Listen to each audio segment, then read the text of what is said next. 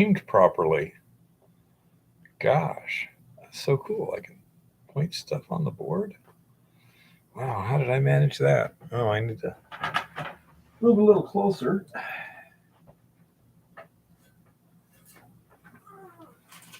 Ugh.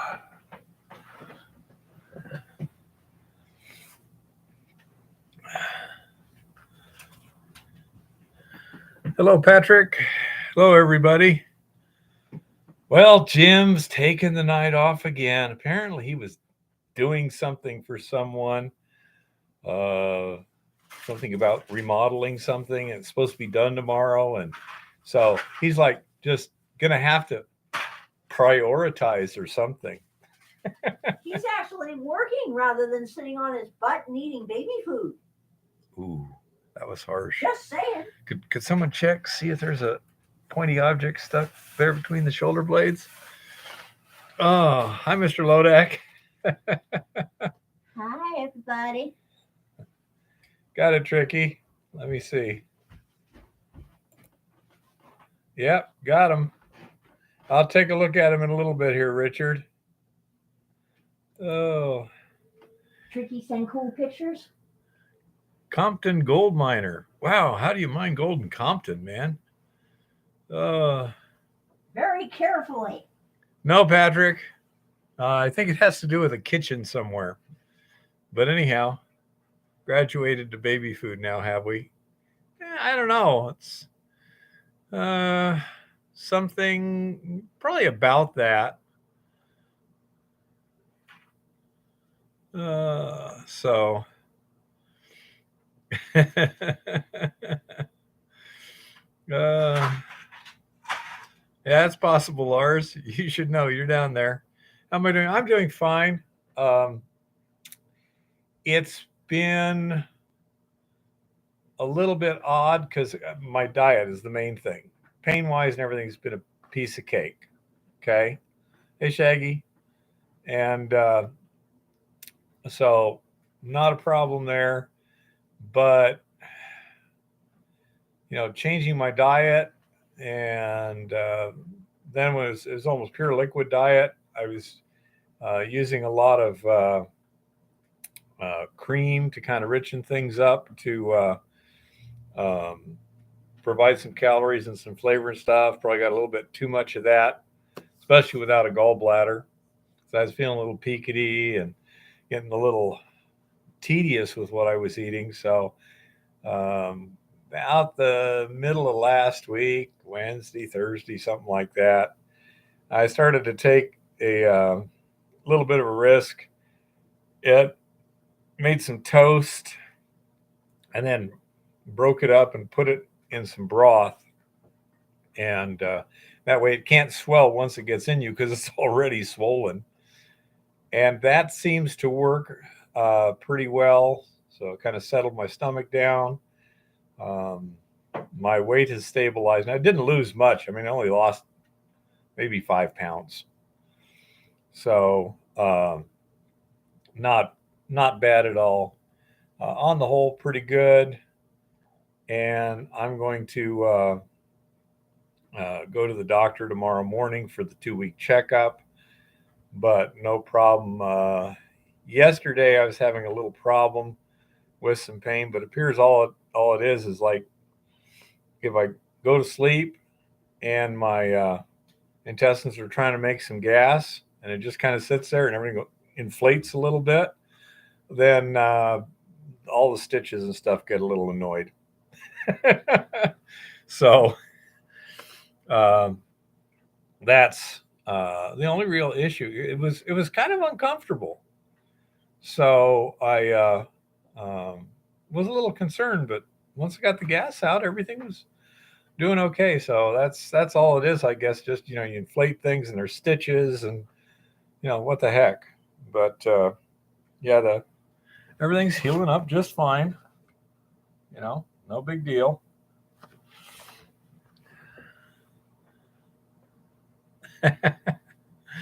Oh, so yeah, Chris, just minor stuff. I say this is This is no big deal. The actual surgery seems to be going better than what they kind of prepare you for. So apparently the hole is a little bigger than, a reasonable variation would get it sometimes. Yeah, I know, Patrick. I'm still trying to come up with a good story for that to impress people. You know, there I was facing You down got attacked by a chupacabra. a chupacabra.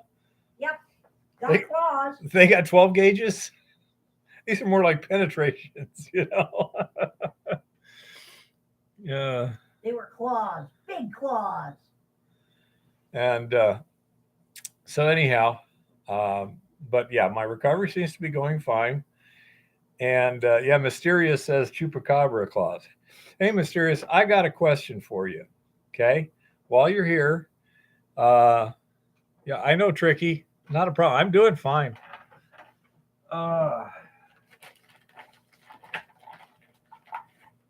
Now, here's the situation I ran into last week. I have my electrolytic cell. I've got this is stainless here. And I got some insulated spacers. And then I went from a carbon steel anode to a pure carbon anode. All of a sudden, this voltage here, standard polarity, was about 0.55 volts. And I was trying to get 0.35 volts. Setting that on my power supply, it was just going crazy. I mean, the voltage was going to current limiting and running like 10 amps, and I don't know. My guess is that the power supply just doesn't do too well when it's getting more input voltage on the output leads than it's set for. So I say it's one of those deals where I'm thinking I'm thinking that what I may just do, if I were to connect a jumper wire from the carbon to the stainless, would I then have a good 0.55 volt self-induced voltage? Would that work, Chris or Mysterious? You know?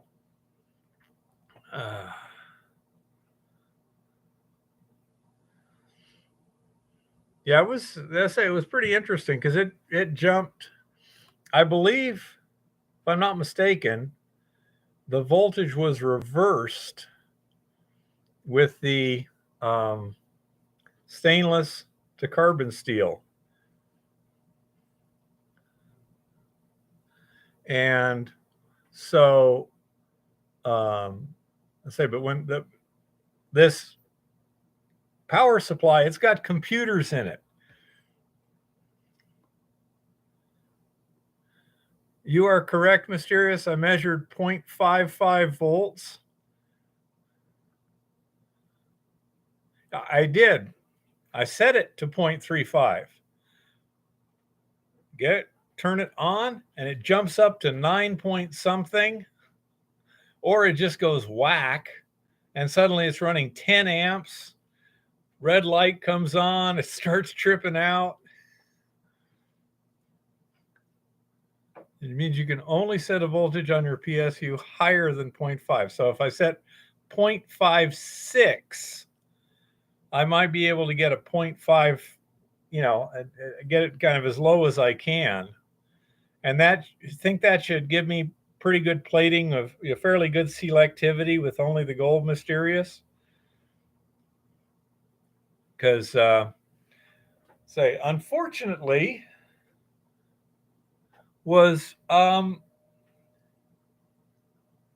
did I tell you folks about the second shipment of thiourea? Okay, Mysterious, then I'll try that tomorrow. we haven't been out there in a week for a number of reasons. First of all, I forget, last week, I don't think I'd gotten the second shipment of thiourea yet. Am I correct? Because I got a story. And okay, Mysterious, I'll give that a shot and see what happens. Okay. What I did was, due to a couple of things. Okay, got it, Mysterious. Um, because of a couple of things, I have been out there this week. That's why you haven't seen any videos or anything else.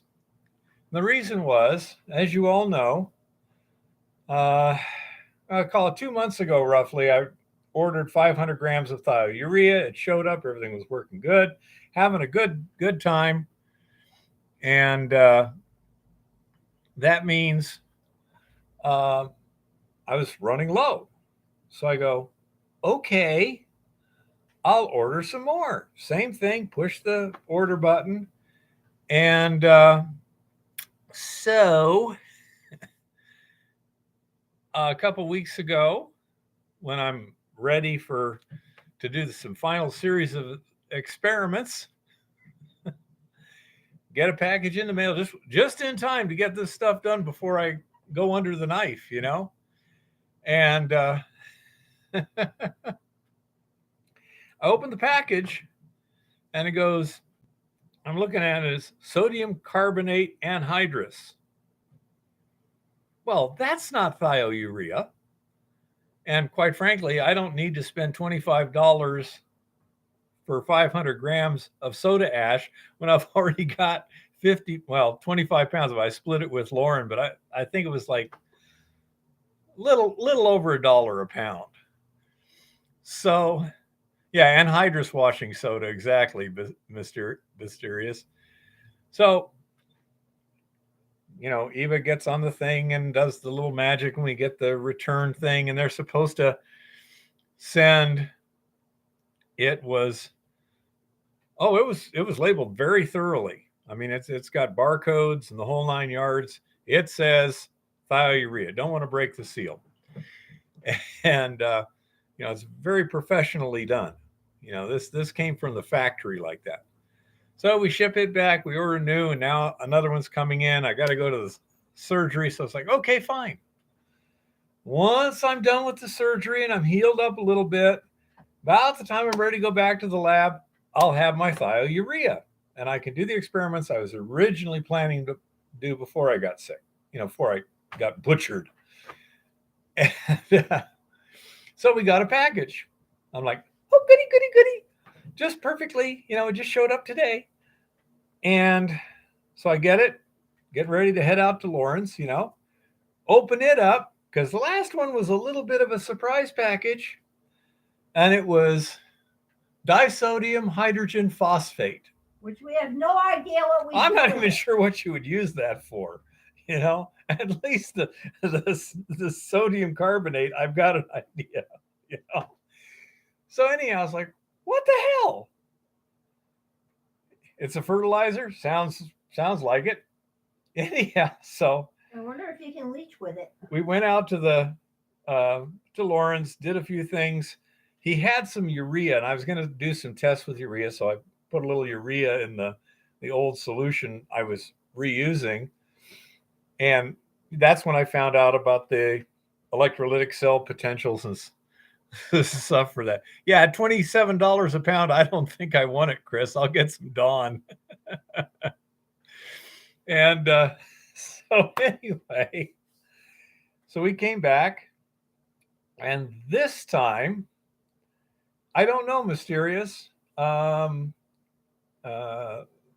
has some documentation of some assaying techniques, some wet chemical stuff that actually substitutes urea for thiourea in one formula. So that's my hope. If we can use urea or partially thiourea plus urea, and get a better thing. Urea is a lot cheaper than thiourea and a lot easier to get. Anyhow, so we call up uh, Amazon to complain and, you know, explain the situation, checking out again, it's a real professional label. It's got barcode, item number, this and that, completely wrong item number. I presume a wrong barcode. How the hell would I know? But, we got this and that and the other. And you could tell the guy was like, I don't know what the hell's going on here. So he says, okay, here's, couldn't recognize the accent, probably Pakistani or Indian or something like that. But anyhow, he says, I'm going to refund you the money. I'm going to give you a $5 credit, but you're not going to be able to reorder it.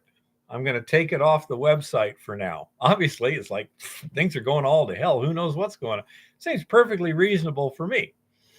Except I'm still don't have any thiourea a month after ordering it.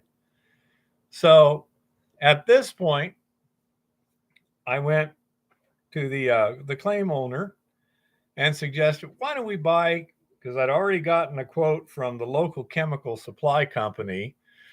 They could order in a 25 kilogram sack for $420, which is kind of pricey, but it's still only $7.60 a pound compared to $25 a pound.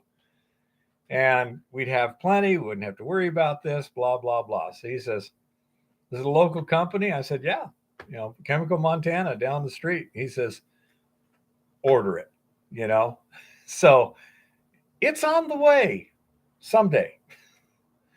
Anyhow, hey, Ashakura. So because I had no thiourea, no other really important test to run until I got the thiourea, the temperatures were dropping to like 20 below zero. I mean, right now it's 3 right now. The vibration on the truck was getting a little wonky on me the last time I drove it back from Lawrence. I didn't want to take it back out there until we're ready to, dive into it if we have to. I got holes in my abdomen. I'll fucking stick to the ground if I crawl under the truck, and he will have to chip me out with a crowbar or something.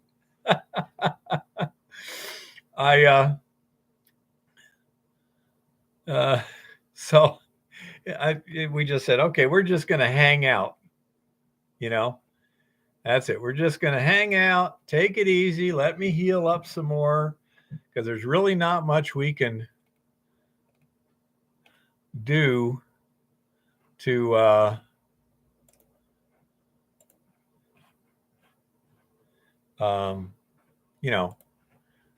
get anything done. What's his name? Lauren was working on some stuff in the garage anyway.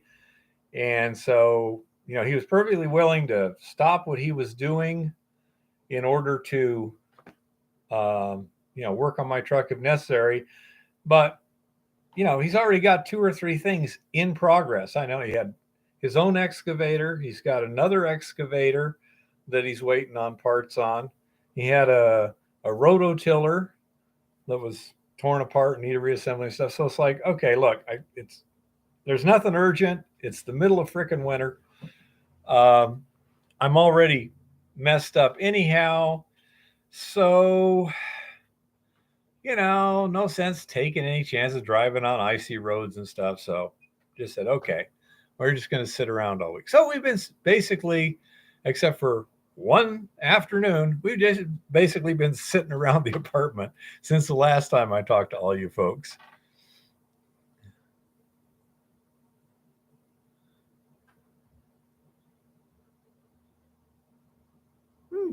Interesting, mysterious.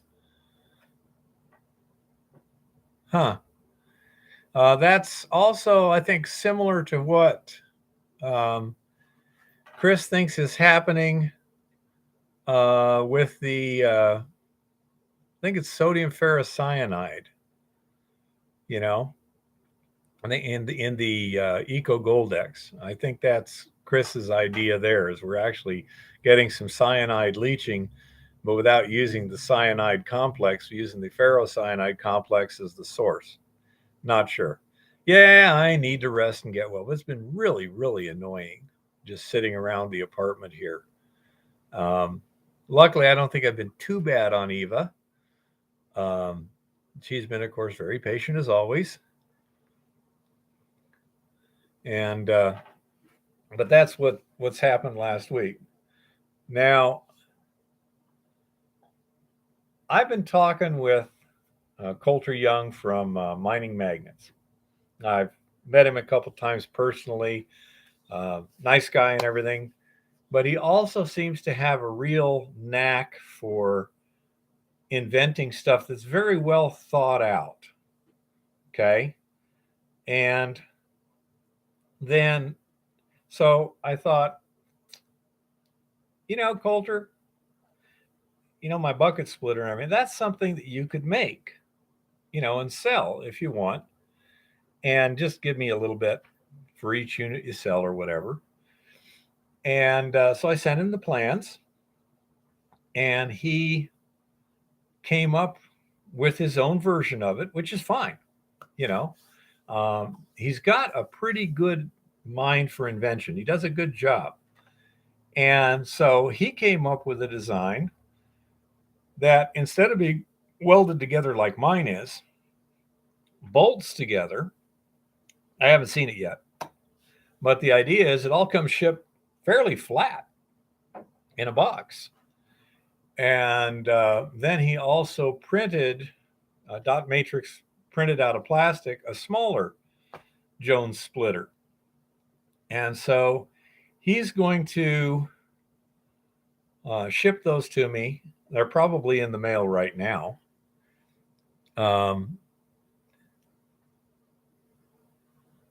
The Mexican, that would be as opposed to the, I don't know, Portuguese taco, Tom.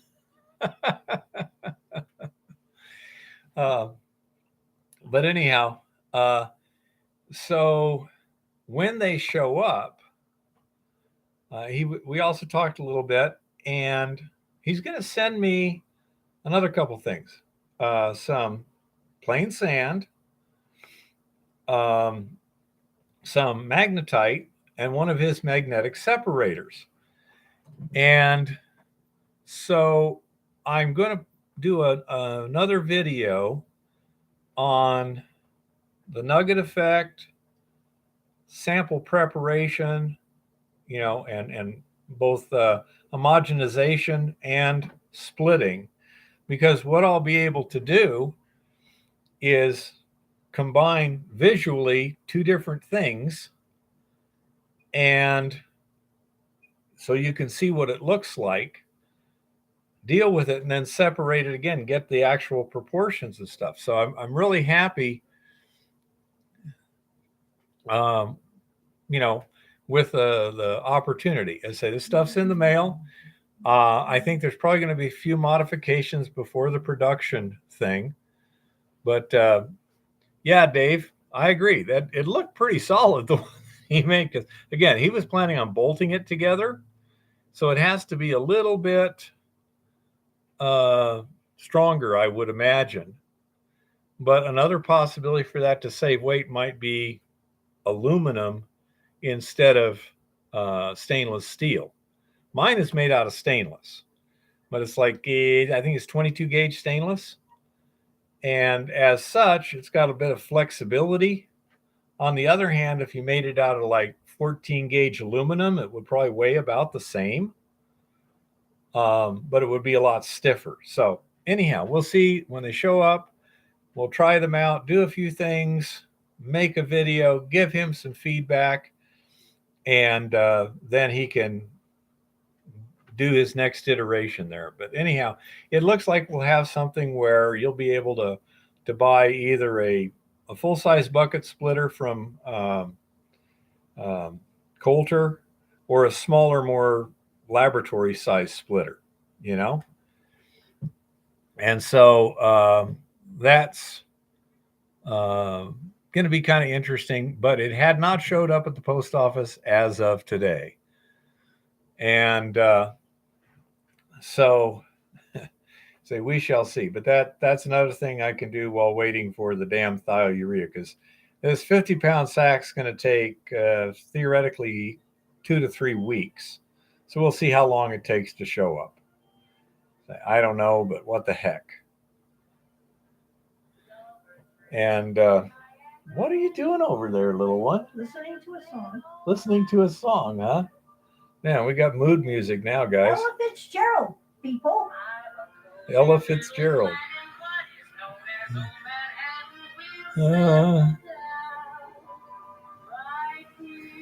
I'm thinking mysterious. Hello, Sammy. Sammy Hitilti. That sounds Scandinavian. Am I correct?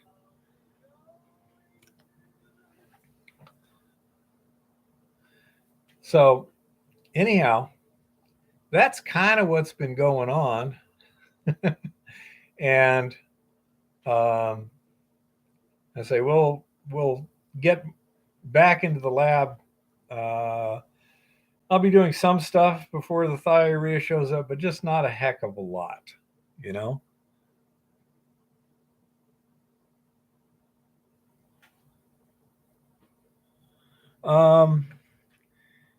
Yeah, mysterious. One of the things that's nice about an acid thiourea solution is it is relatively non-toxic, but it's also it works well in an acid environment. I think you can also use like a halide leach where you're using salt as a source of chloride and then some oxidizing agent or something. But if you had a rock that was naturally quite acidic, or perhaps a concentrate like a sulfide concentrate, it's going to tend to act pretty acidic. And to neutralize that, to go with either a cyanide or a Eco Goldex leach would take a lot of chemicals, whereas if you can just put it into an acidic environment and do what you need, that would work all right. I don't know. There was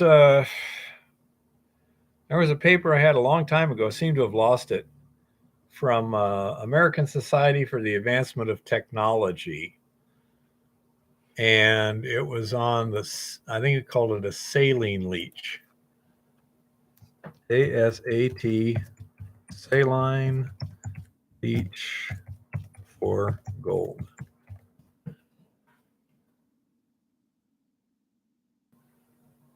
Where's there?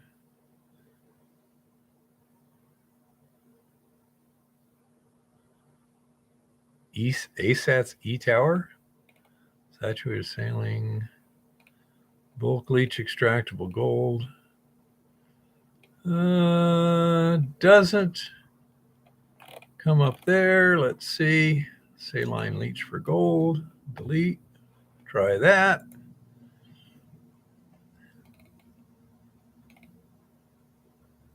Cyanidation. Cyanide. I wonder if they've lost it on the internet. American Society for the Advancement of Technology, which was actually a couple of people.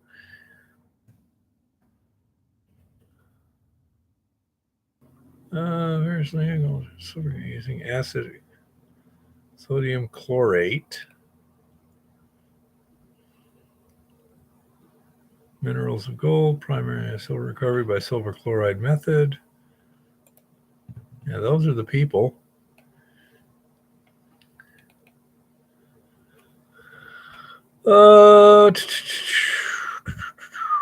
Refining gold with dibutyl carbitol. Semi-quantitative spot test for gold and silver. Yeah, that's the one that I got my spot test out of. How to build a dry magnetic separator, behavior of gold in moving water.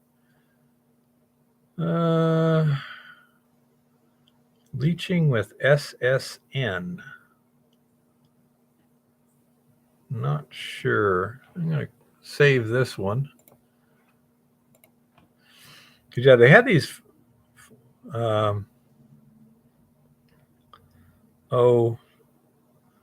how-to things.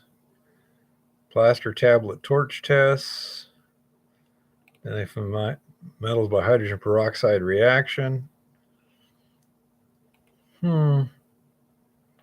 Acetylutreation tower. Yep. Yeah, that's their list of stuff, all right. And I had most of it at one time. I don't think it was important enough for them to screw it.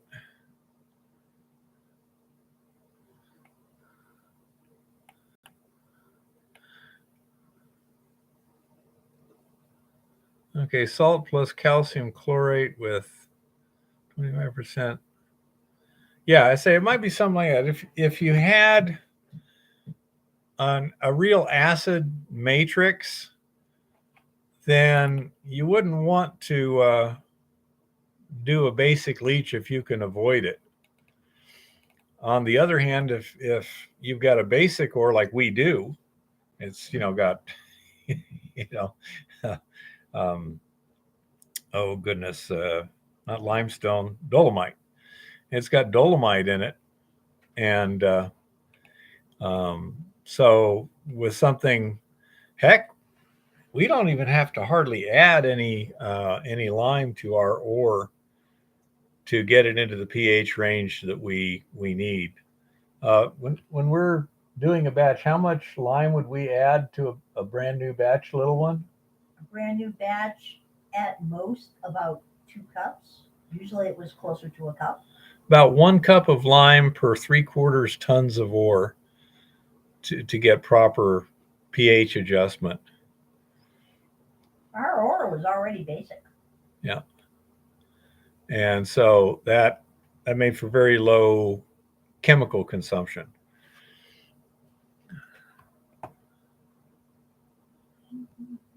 So I say this is where, if you know enough chemistry, which I don't right now, working on it, but if you know enough chemistry, there's a number of different methodologies to go about leaching your gold. And that way you can theoretically find a solution that is compatible with your ore or your concentrates and go from there. What I'm thinking of is we could take the stripping solution and possibly also make a recovery circuit for like concentrates. If you had a high grade concentrate with a lot of fine gold, like say perhaps a black sand that had a real fine microfine gold in it, where you're looking at many ounces to the ton or several ounces to the ton, let me put it that way, then you might be able to efficiently use a thiourea solution to directly leach the gold and then extract it using the same electrolytic cell, and you can easily make a bigger electrolytic cell by just adding more area. The power supply I've got, for example, can increase the amperage quite a lot,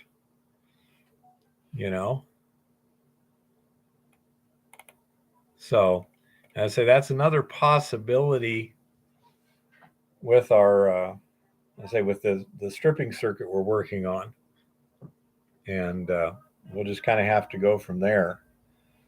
But we got loads of stuff to do. Now we're going to have plenty of thiourea to play games with, for God's sakes.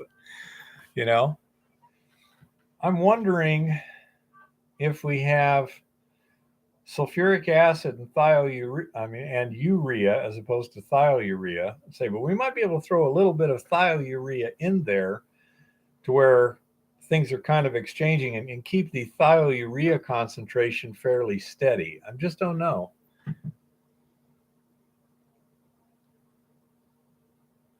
Okay, mysterious.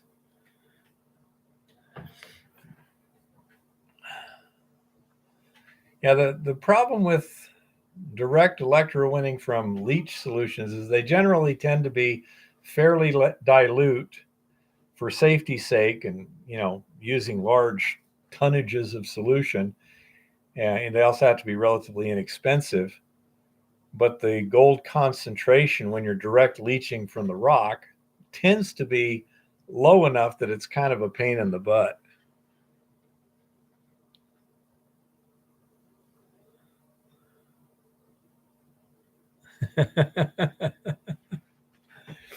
So, as I say, there's just loads of various options here. If I was 20 years old again, I'd be going to college and taking geology, mineralogy, mining engineering, and extractive metallurgy, and that,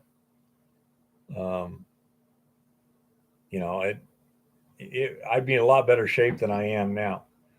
But I think if I could go back to age 20, I'd probably have something more valuable than, than extractive metallurgy.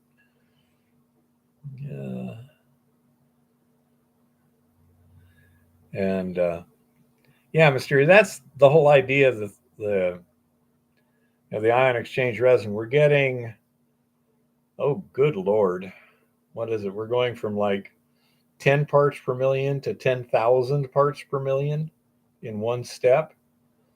And it takes a minute and creates a higher concentration in a separate phase. So now we've got a solid that's got 1,000 times the concentration of gold than the solution did, which is easily separated and then play other games with. Hey, honey bunny.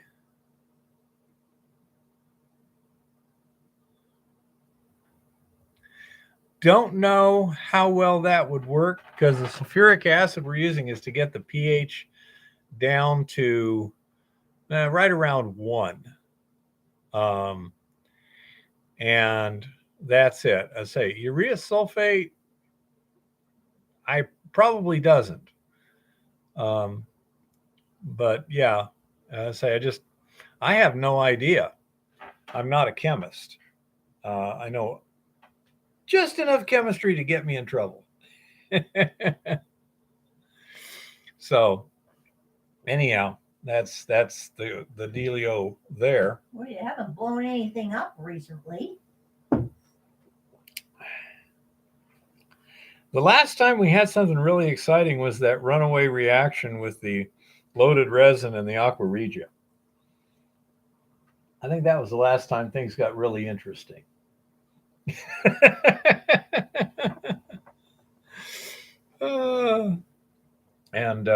Yeah, that was interesting, because we put some loaded resin beads in some aqua regia and it starts fizzing a little bit.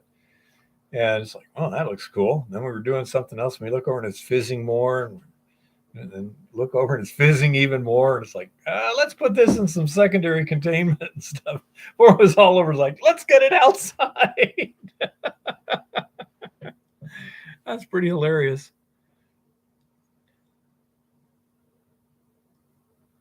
Magnesium sulfate and sulfuric acid will reduce pure copper into copper sulfate. Huh. Yeah.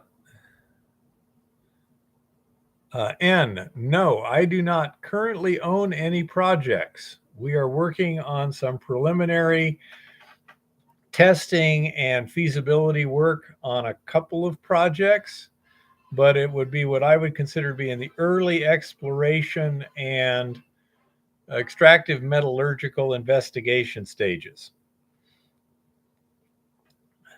Yeah, you're telling me, mysterious. It would be nice if there was something simple where just from point A all the way down to, the finish line is all simple stuff. But as David says, and. Oh, yeah.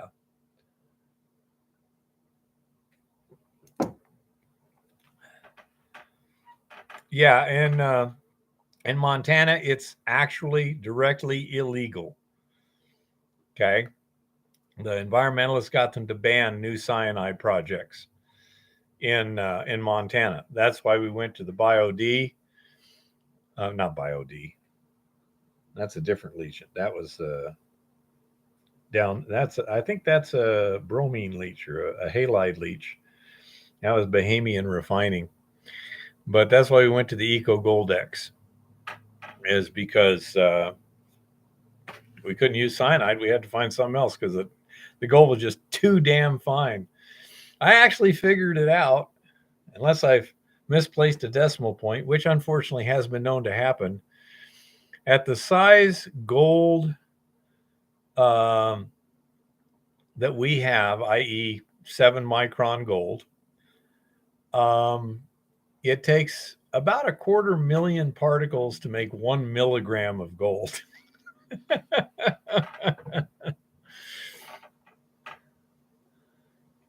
Interesting, honey bunny. I say that we might be able to come up with something else too. I say there's, everyone thinks of gold as inert, but it's not.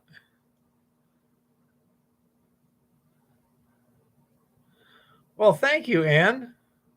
We're glad to help. And if you have any questions, for example, you got Mysterious Boyce right there. He's an electrochemist. Rock Butcher is an exploration geochemist, I believe. And so we get some really knowledgeable people here. And I say, if you have any questions or whatever. And we have a rocket scientist. Yes, and we actually have a real rocket scientist too. Yeah. So I say, if you have an actual question, don't be afraid to ask it. It tends to drive the conversation in good directions. Yeah, Rock, it's some real fine gold. And no, she's absolutely right, David. It's not her. She's the philosopher, the goddess philosopher or whatever, the historian. What? But yeah, so somebody out there that I've seen tonight is in fact a retired rocket scientist.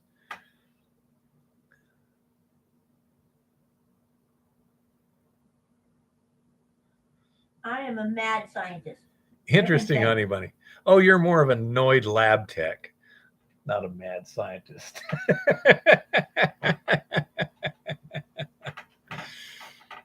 Yeah, we do, Rock. Yes, we do.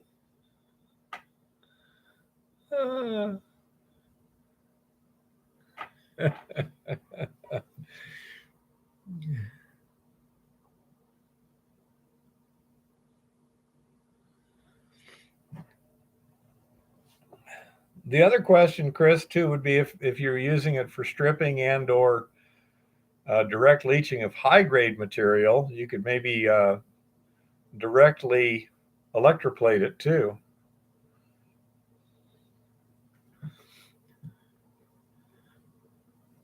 Let's have what, Lido?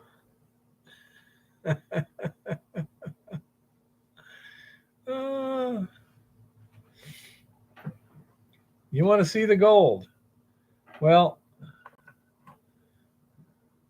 first of all, I give the gold we recovered to the claim owner.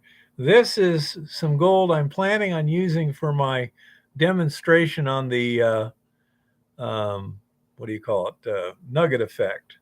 Those little teeny pieces there, that is way too coarse to assay properly. And I'm doing just fine, Lito.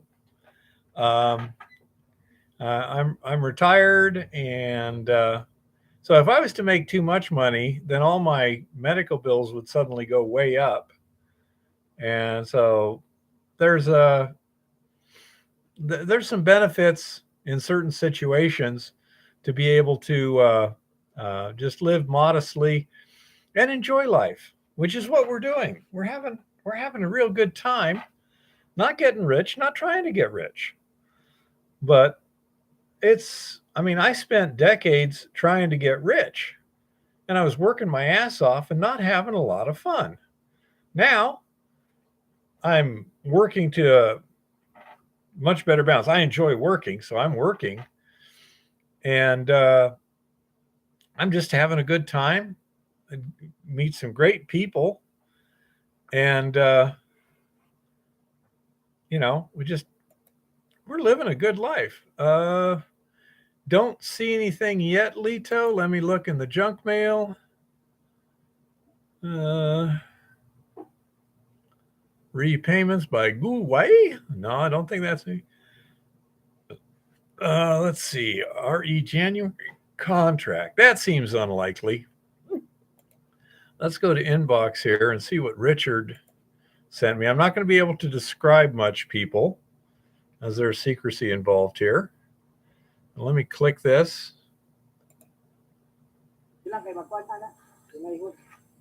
And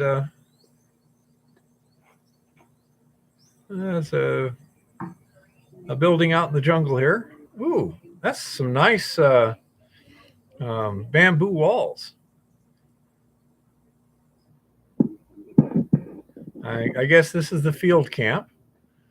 The structures have been built with good skill,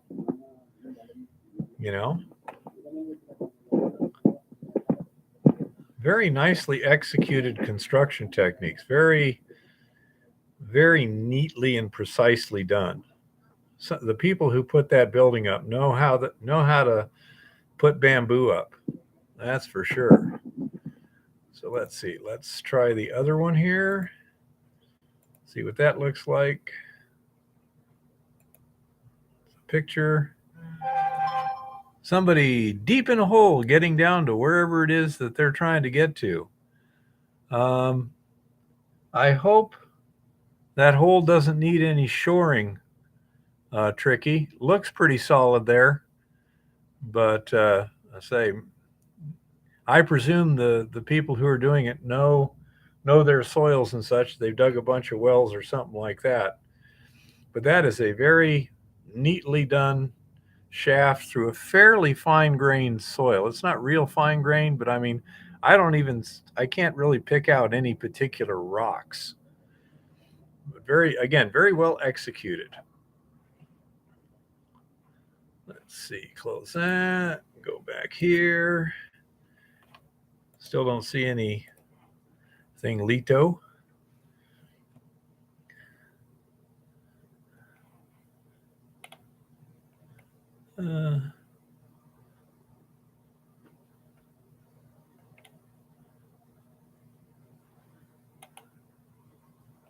Sent them to my phone. Well, that's not terribly useful. I got the thing that I got a flip phone here.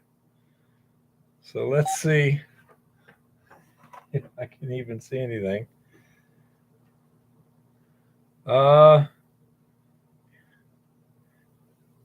Semi-tractor flatbed, couple of boats on it, and some snow on the ground. Yep. How hard is it to tow a load that light when the road gets slippery, Lito? Because I would think that your trailer tires are not going to have a lot of grip because there's just not much weight there, it doesn't look like to me. Is that something you have to be real careful with, or does it tow pretty well?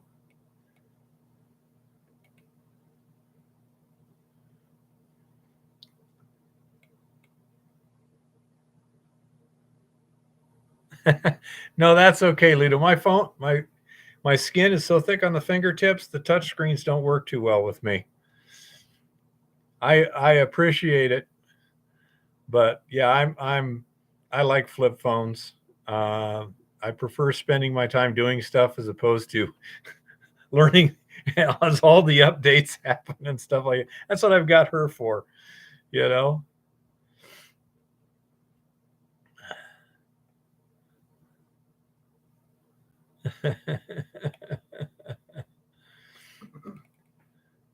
Yeah, I mean, they're amazing devices. You know, these computers in your pocket.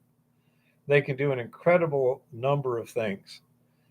But when it comes to doing stuff like that, I much prefer a full size keyboard and a full size thing. I mean, my eyes are pretty uh, of modest resolution at this point, so I can't see the stuff on the screen very well. My fingers don't work too well. I much prefer doing stuff like that on a computer, and uh, use a flip phone just for phone. Phone and text. That's basically all I need. Hyundai is building a huge electric vehicle plant on I-16 in Georgia, west of Savannah. I suspect this whole electric vehicle thing is going to crash and burn in the not too distant future, because it seems to me in order to have a large number of electric vehicles, you need to have several things which we don't. Number one, you need to have uh, metals like cobalt, lithium, things like that you have to dramatically increase the supply of those. You have to have um, more electricity than we have now. Notice in Southern California when they had the electric, please don't charge your electric vehicles. And you also have to have money to buy these things. And I suspect that's going to be in real short supply here shortly, too. Yeah, I mean, if you've got the upfront capital, you have the right weather and the right situation, solar energy makes perfect sense. Out at the ranch, they have a fairly small solar collector, about 1,500 watts max, and it does a fairly good job for what they need. They really need to do what we're doing, or what we need much more. We just use a generator when we need that extra power. But yeah. And let's see. That problem has been addressed, which the lack of metals, the lack of electricity, or the lack of money, Lito? I know they keep working on battery technology. Tricky, avoid touching the bare wires this time. Okay? Just trust me on that one. They may be, Lito. They also are materials intensive, and I say we shall see. But I'm skeptical. The independent analyses I've seen seem to indicate that there's some significant challenges to overcoming the shortages. Yeah, the price of EVs have come down. There was some guy, and I don't verify these numbers, by the way, but he basically said if you take the vehicle miles per day driven between trucks and cars and replace that with electric vehicles by getting it all done by 2035, you would need to build a single megawatt nuclear power plant every week from now until then, just to make up the energy. And I say, it's one of those things that I don't know. We shall see. If they get the problems fixed, I got no problems with it. But to just sit there and say we're going to mandate it and it's going to work, well, we've tried that before. I agree, Lito. For base load, they work a lot better than solar, at night. But I don't know if you guys are aware of it, but there's something called cellulosic ethanol. In other words, you take cellulose byproducts and you digest them in order to create ethanol. And it's a great idea because there's a lot of cellulose byproducts produced all over the place, farming especially. But there is no commercially viable cellulosic ethanol production facility that I'm aware of right now. And I think it was about 10 years ago, Congress mandated that petroleum refiners needed to blend in a certain amount of cellulosic ethanol to their blends by like 5 years ago. So when this time came up where they were start getting punished for not using something, there wasn't the thing in order to use because nobody had come up with the breakthrough that made it work. So they were literally being fined for not adding a product that didn't exist. And solar is only costing 7 cents a kilowatt hour to build a plant now. Is that including all the subsidies, or does that exclude all the subsidies? Because that's the question. They're putting all these windmills up, but they also get a lot of tax money. No subsidies? That's great. Solar is not green. Yeah. Wind isn't green either. Sorry, folks. We'll see, Lito. If they can, it's a great supplement. Of course, obviously, it doesn't work for base load at night, but we'll see how it all works out.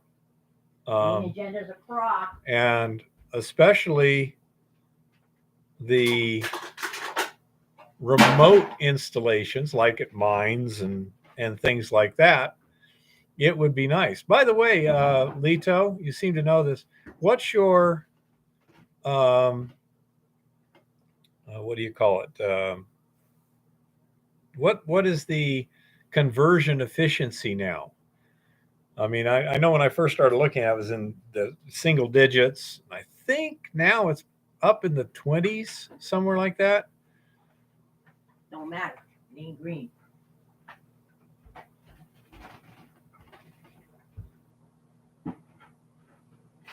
$20 to 30% now. Yeah, I'm talking about solar. Mysteria says between 20 and 30%. That's kind of what I thought. Now they were dramatic improvements, and yeah, let's say we'll see. And $300 per panel. How many watts or kilowatts per panel, Lito? I said they might be very useful in let's say remote applications.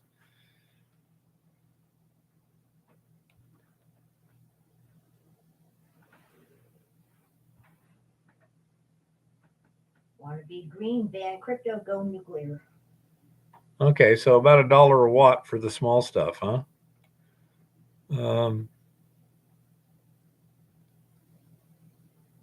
I say it's I know that Matt, Prospector Trip, he put in a big solar array at his place, and so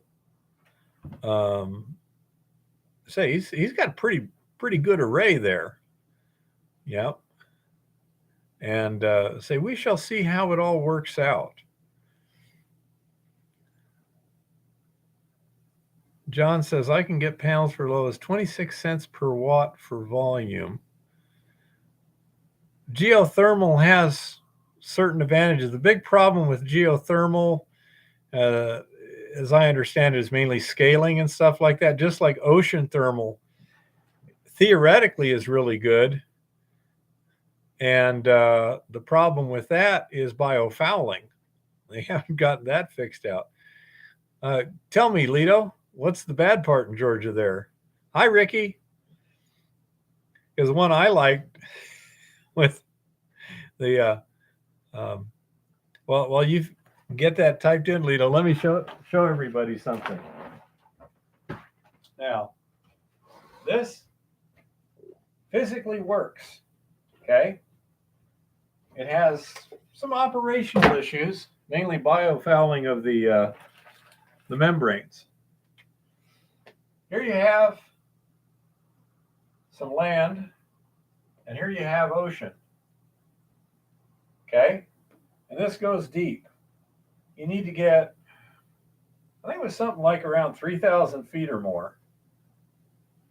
Might have been more. What you do is you take a pipe and you run it down here.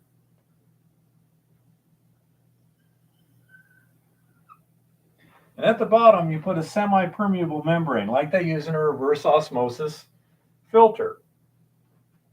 Then you fill this pipe with fresh water. So here you've got salt water, and here you have fresh water. So at this depth, the difference in weight between the fresh water and the salt creates a pressure differential here sufficient to drive the water through the semi-permeable membrane. So what happens is this pours out fresh water without any input of energy from the system. It's basically recirculated by the sun, rainwater and all on the ocean and stuff like that. But this creates a fresh water, like artesian well, out of the ocean. And then, since this is from deep, this is cold. So you can take this cold, fresh water and use that for the cold side of a low pressure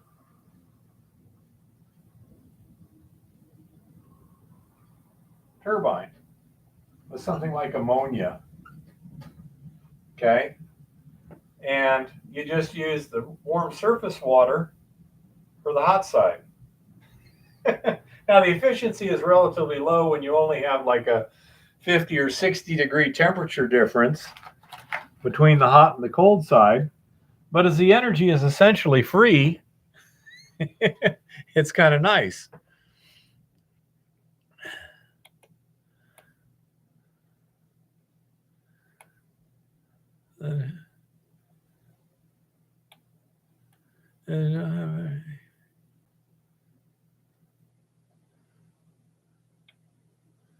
Yes, yes, I agree that the potential for geothermal is really good. And for the same reason, the heat is free. And it's also 24/7. It's not interrupted. I know they were doing some testing over by not Lone Pine. Goodness, it's the caldera up there. Long Valley. Yeah, Long Valley, because they do have a magma chamber fairly close to the surface, so they got really good geothermal there. And the problem with that tends to be scaling, because you tend to have a problem with that. And that was the problem with the freshwater thing, Mysterious. Biofouling of the membranes.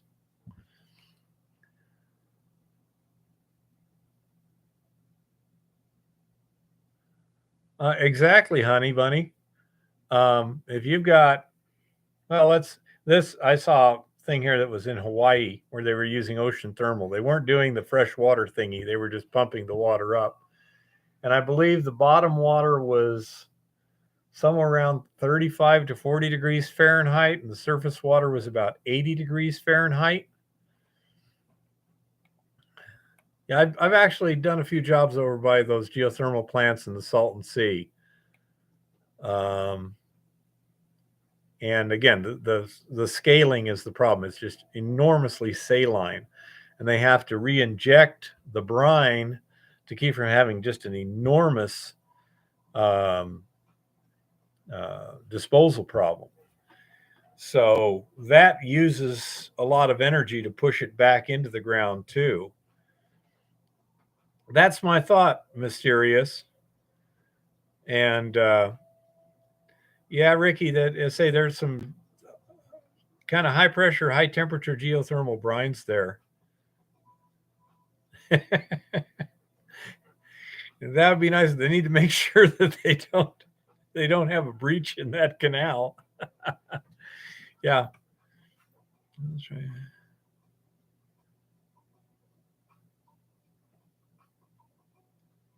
Yeah, that makes sense, honey bunny. I don't know, mysterious. One would think that somebody would come up with a solution, even if it was something as simple as easily changeable membranes and then a remote system where they can be pulled off and hauled up to the surface for cleaning and then sent back down and do that. I don't know. What breach do I speak of? Oh, a little thing like the Salton Sea was. It didn't exist 150 years ago.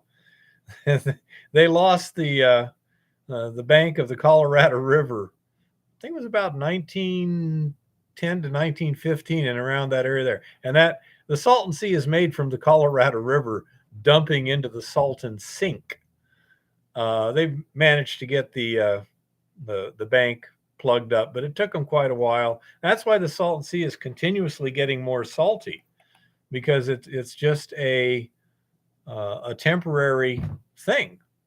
The rainfall on it is not adequate to make up for the evaporation losses. You also have a problem in the Salton Sea that it's downhill from Mexicali. So you have the New River, which is essentially the sewage outfalls of Mexicali, and you have drainage from the various farms in the Imperial Valley area that goes down there too. So you're getting all this additional dissolved material added to it over time while it's evaporating more than is being replaced with fresh water. So the Salton Sea is dying. It's being poisoned. But that's what breach I was talking of. Yeah, it would probably be a great mineral mine. Let's see. I believe it's got a lot of lithium in it. Yeah. So I don't know if somebody could come up with how they could clean those filters and do that efficiently. That would be a really neat thing, because I say this is a method of producing fresh water from the ocean. It's not very energy intensive. You know, the density differences drive the pressure differential. You know,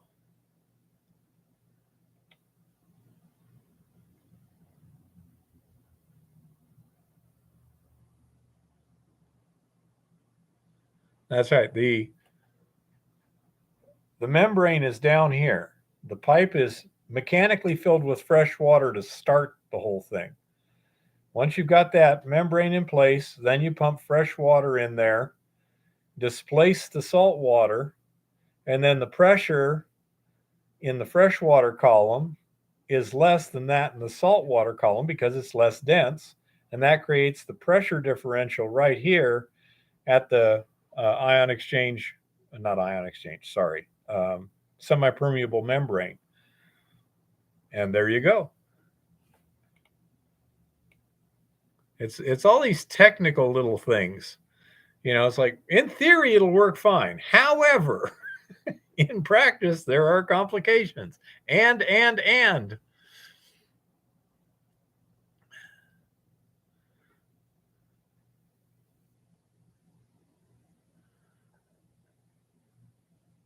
Yeah, I say it gets complicated because all of this has to happen look at the depths. I say it's thousands of feet down. So that becomes a problem. All these things would be easy to maintain if they were up here, but up here they don't do you any good. Say, I don't know if somebody's got a good way to do that. You got something really, really useful there. You could sell that to a big company, but yeah, I don't know how to do it. Not my specialty, but say it's a freshwater artesian well that never runs out.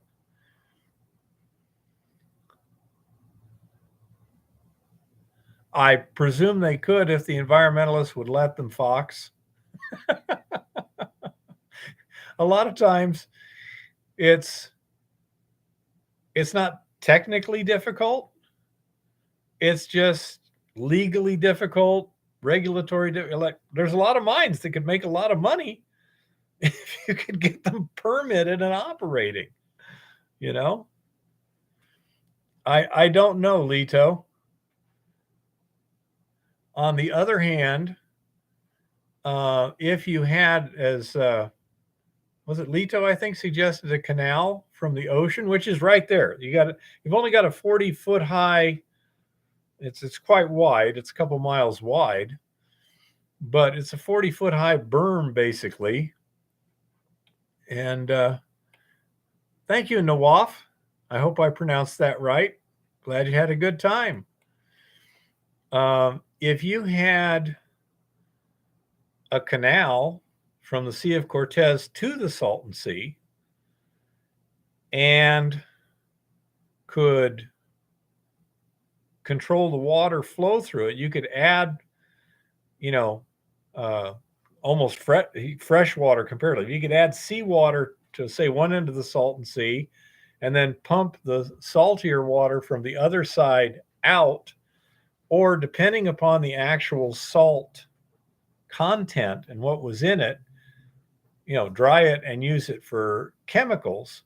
Now, I'm afraid, especially with the outfalls from Mexicali, that you're going to have some problems with heavy metals and stuff like that.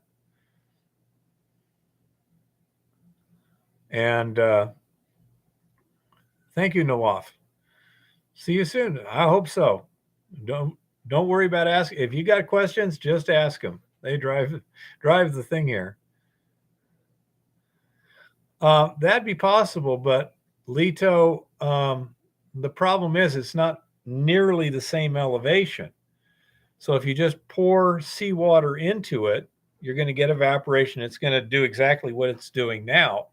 If you were to fill it up to the level of the ocean, then a lot of El Centro would be underwater.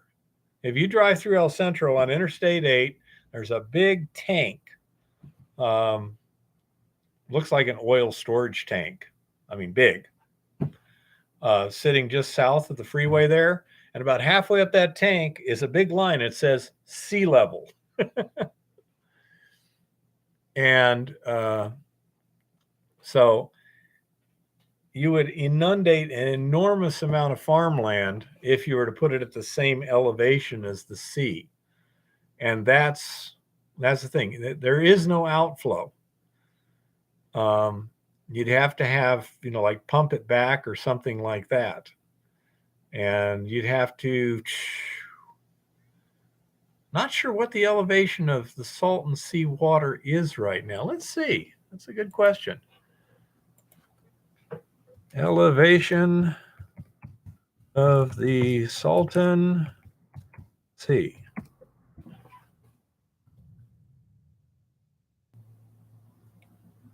Okay. The separation is about 30 feet high. Yeah. Yeah, don't forget it's right on the San Andreas Fault too. So let's see. It's average 29 feet, deepest 51 feet. Okay, what's the elevation?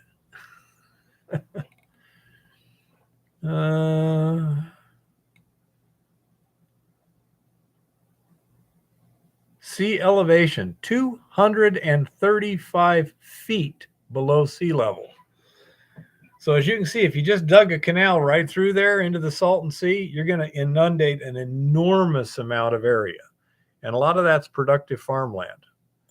So you could have some serious problems,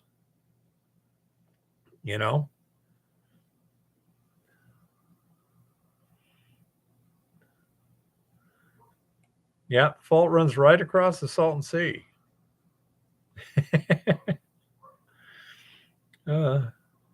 There was another brick that was made.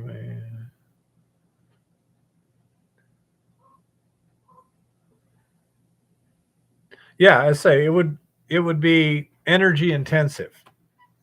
that would be, as I say, I can see you'd have to spend a lot of money to build the liquid moving stuff, and then you would have to move a lot of liquid by adding energy. If you put in a nuclear power plant there to circulate the water, you could do that. you know and I don't know, I say, what would be the benefit overall, what would be the cost overall, etc. I agree it would be a boon, but how much of a boon, Lito?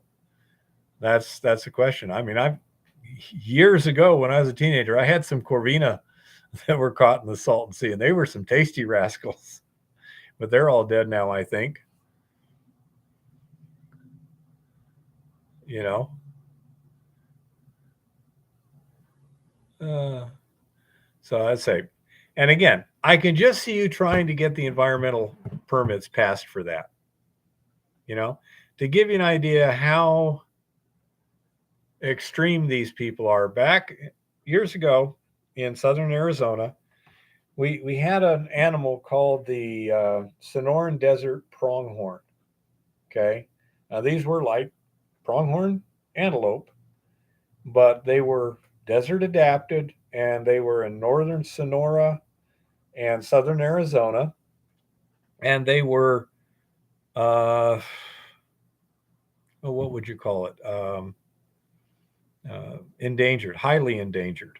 Okay, and so Arizona Game and Fish wanted to go out on the Cabeza Prieta National Wildlife Refuge and build what they call guzzlers. And what they are, these are artificial structures specifically designed to capture rainwater, to funnel it into underground storage tanks, and then dispense it in a small area so there's very little evaporation, so that there's a constant supply of water 365 days a year. And so they put out their thing, and they said, and the environmentalists were, no, that's artificial, that's artificial, that's artificial. And so they prevented this from being done. So, it took less than 10 years for them to have a really dry year or whatever. All the natural water holes went dry. And about, I think it was a third of the entire world's population of critically endangered Sonoran pronghorns died from lack of water because of environmentalist concerns. It's like they're not rational. Okay, these environmental groups are not rational. That's the problem. They say they're for the environment, but they're more anti-technology, anti-development, and stuff like that. Because, let us assume for the sake of the argument that carbon dioxide in the atmosphere is really a bad thing. Okay, it's going to have bad effects. We really don't want it. But on the other hand, you really don't want to kill billions of people or totally destroy our standard of living, which would kill billions of people, et cetera, et cetera. So you need to replace the energy that we currently get from fossil fuels with something else. Well, you can't, as I understand it, it really can't be done with alternative energy sources. It's just not that useful in terms of filling up base load power and stuff like that. So you'd be doing the only solution we have right now to that conundrum is simple: nuclear power. And I mean, one of the founding members of, I think it was Earth First, he left the thing. He goes, these guys are just crazy. We need to be building nuclear power. And they're just totally against it. He says, that's the answer right there. Duh, it's staring us in the face. But they won't back it because whatever. Oh, what about gold? Good question, John. we did get distracted just a little bit there. What's the price of gold now? Yesterday you said the price of gold really shot up. Yeah, the futures for gold shot up yesterday ridiculously. The current price for today is $1923.40. 1923.40, huh? Right now. 1924.70 right now. 1924.70 now. And silver is $23.63 today. 23.60 for silver. But yeah, the futures yesterday shot up to like $1,950 at one point. Yeah, she said that there was just a really sharp spike in the futures prices. Oh yeah, they were doing bizarre stuff last night. Yeah, I think that I say with the way things are going, and with it's appearing more and more like the BRICS nations are coming together around the idea of a gold-backed currency, international currency, which should drive the price of gold up dramatically. There's been a lot of gold moving, and I say that the whole situation there looks just primed for a launch. So I think the price of gold's going to go up. I've lived through this once before in the early 80s. The price skyrocketed. You got a huge increase in demand for gold, for primary gold. So there was all of a sudden a lot of interest in gold mines and mining. If you know an ore body somewhere that's not currently staked, you probably should, and it's a decent one, you might want to go out there and stake it, because it might become pretty useful here. And that can be even things like, if you just have a few claims in the middle of a large low-grade deposit, then those claims become important for that company to get control of. And so they become quite valuable. There was a guy, I think he had like 7 claims in the middle of the Goldfields Mesquite Pit plan. And so he negotiated like I don't know what he got on an annual rental, but he also got like 1% of the gross, the net smelter return. Guy was making like $3 million a year on his percentage. And this is just off of, 7 claims. So I say, if you know something like that, now would be the time to get out there with your claim stakes and jump in there. Again, even if you only stake a few claims in the middle of an interesting area, they could become extremely valuable. And I say that's something you should think about in your particular area, and go from there. I also recommend, instead of doing yes, you can do 10 claims per year without any fees, et cetera, the BLM loves to screw you over. They love to find a paperwork malfunction somewhere and then notify it after the cure period is over. Had this happen to me twice in southern Arizona. Okay, outlier. That's more an Eva question. Quote, aren't gold futures a cash settled contract? What do they have to do with physical gold? They basically have nothing to do with physical gold. So far, I have yet to run into anybody who was able to get delivery on a gold future. It's hard enough to get delivery on a silver future. It's all paper and it's all fake. It's not all paper. I know that a lot of big mining companies sell their gold on futures contracts to make sure that they have a locked-in price. Yeah, but that's only like 1/20th of 1% of all the contracts. But Eva says that's a small percentage of all contracts. For every ounce of real gold there's about 147 ounces of paper. Yep. Just reclaim. I know, Resort Dog, the problem is if you got something valuable and it goes bad on you, then the mining company will jump on it in that time. So you really need to keep that paper up to date 100% with no breaks. Otherwise, they'll tend to go, you know, and that Not is only the that, problem but with it that. costs more money. That's why they do it. On the other hand, if you just pay your annual maintenance fee, they're happy to take that. And that allows you to keep that unbroken ownership. You know, it's better, it's much safer than doing the small minor waiver bit. Okay. Just been there, done that. Say, I recommend just pay the fees if it's worth it. Now, if you had 10 claims that were so and you got 2 that are really good, I'm not sure. Chris, do you know, can you do a small minor waiver on part of your claims, or do you have to do it on all? I mean, let's say you had a total of 10 claims, 2 that were really good and 8 that were just so. Could you do the small minor waiver on those 8 and then pay the fee on the 2?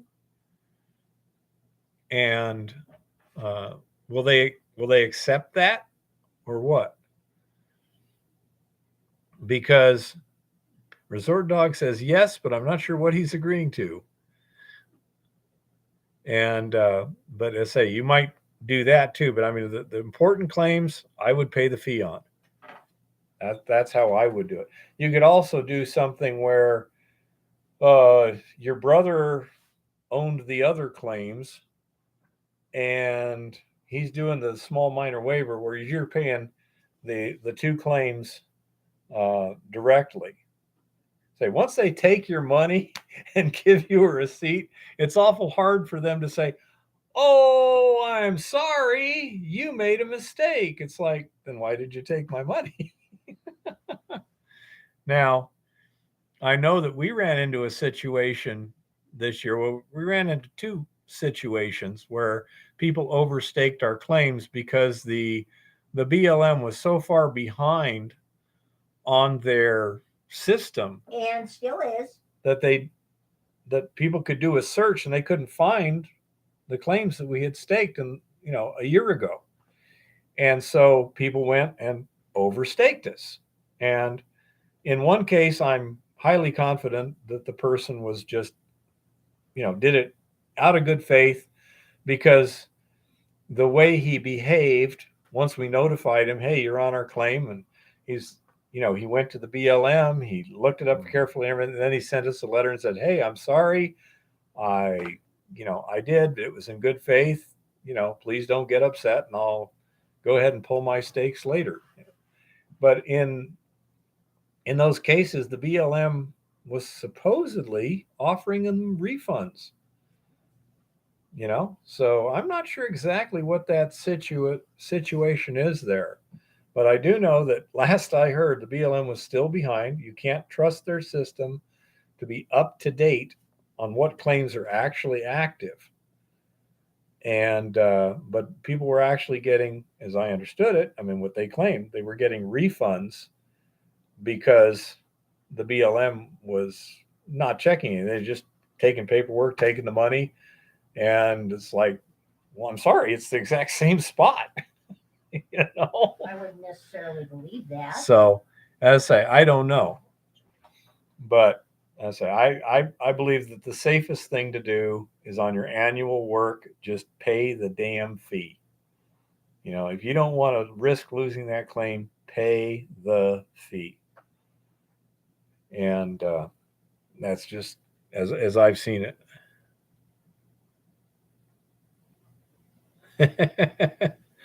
Yeah. You also have people trying to sell they what they call paper stake them. They just file the paperwork, but they never go out there and actually put stakes on the ground. And if there's no stakes on the ground, it's not a legal claim. I don't care if they've done the paperwork correctly. They've got to have stakes on the ground. It's another reason it's not a bad idea to go out to your claims, especially the ones that you're concerned about. You take your camera with the date thing on it and take pictures of your claim posts and a GPS once a year, just to document that no, those stakes were in the ground and they were at that location. So that's, if you're concerned, cover your butt. Because we also have a problem with environmentalists going out, I suppose, in some places and literally just tearing out the claim stakes. It may be illegal, but how are you going to catch them? So it should be part of your annual maintenance anyway, to go and yes, verify your because it says that's part of your annual maintenance. So if you don't do that and somebody does get rid of them and you don't notice it, you've now legally lost your claim if somebody contests it. Yep, you are correct, Resort. I say once a year you're supposed to verify that the monuments are in place, and I believe that the documentation is in your discovery stake. Not as certain about that, but your monuments have to be there. Good for you, Lito.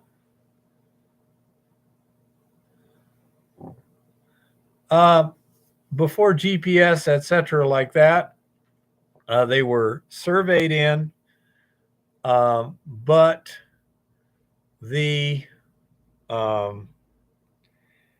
law was basically the stakes control where it is.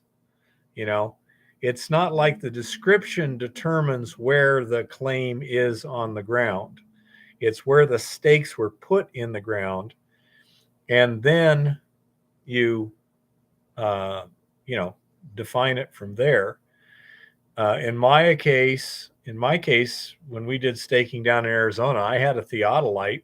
We referenced over from a mineral monument about 4,000 feet away, and got a distance in the back sight, plunked a reference stake in there, back-sighted from that, and then we're shooting lines. And with the theodolite,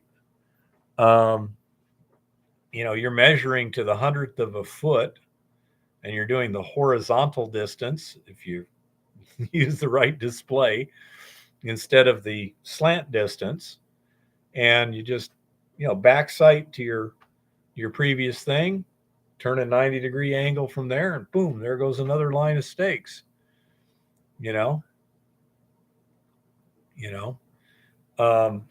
So that's it. And you gotta use whatever's legal in your state. I have conflicting opinions here in Montana. In my opinion, a legal stake has to be at least a 4x4 post. In Arizona, it can be a 2x2 post. Montana, at least a 4x4, or a monument. I believe it's 3 feet above ground, rocks built up. 3 feet above ground, or a tree at least 8 inches in diameter and blazed on 4 sides.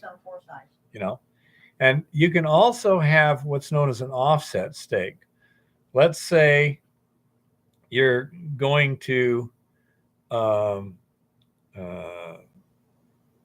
survey point. You got your GPS, and it's like, okay, here's the point in the ground, but there's a tree right over there. Well, you can actually document that as an offset stake. The stake is actually in the ground 10 feet, bearing such and such from the actual claim corner. And, you can, again, you got to see what your exact state does. A situation where this comes in very important is when you're staking up to somebody else's stakes. Okay. If you got somebody's stake sitting right here, and of course you don't want to disturb their stake, so you put your stake right here. See what the problem is? There's a 1 foot strip of ground there that's unstaked. So you put your stake in the ground and say this is a 1 foot offset from the corner, and um, like that. According to Chris, those are called witness stakes when they're not actually on the corner. Well, that's a little bit extreme, Lito, but it would be classy. How did we resolve the crossfire? We filed a dispute letter with the people. We sent them a letter and return receipt, notarized, all that stuff. And then they sent us a return letter saying, we agree that, you were there first. We're going to go to BLM and have this undone. We'll double check and make sure it has been undone. But, they basically withdraw their claim, so to speak.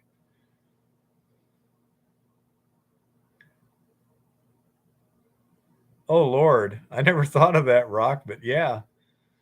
He says, what happens when you've got a lake? Because you can't put a post out in the middle of the lake. So you have these posts sitting on the shore, 675 feet bearing 37 is the claim corner. Well, the operative question here is why in the heck would you be claiming part of a lake other than for fishing? You can mine under the lake. This is true. You can drive a tunnel under the lake. There's a lot of places where they're mining under the water. Absolutely. And so, yeah, I mean, there's no reason your claim can't extend out over water as long as you're going for, well, even if you're a placer, as long as you get permit to dig the bottom of the lake up. Yeah. Well, a buoy is going to do some floating anyhow. Okay. But yeah, that's why you use what did you call it? Witness stake, I think. I've called them offset stakes. But yeah. Yeah, it's hard to fight people with deep pockets. What about the flower gold on the shores of Lake Superior? Is it locatable land? If it's, for example, state land, and I would think the shores of Lake Superior are probably more likely to be state than federal compared to other places. And the state says you can do,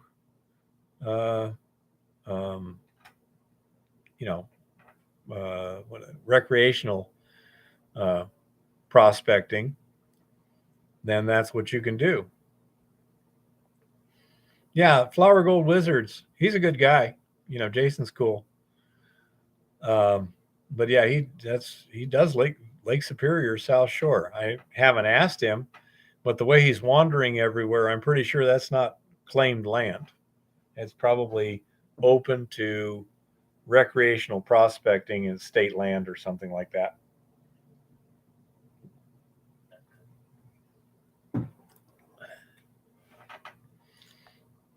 And I say that's another thing. I mean, it's open to me and you and even Georgie. That's pretty good, Lito.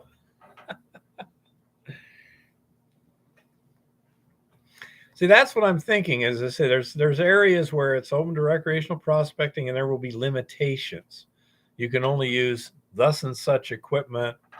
You have to fill your holes, things like that. Yeah, you may have trouble getting out of California. No other state may take you at this point, Chris.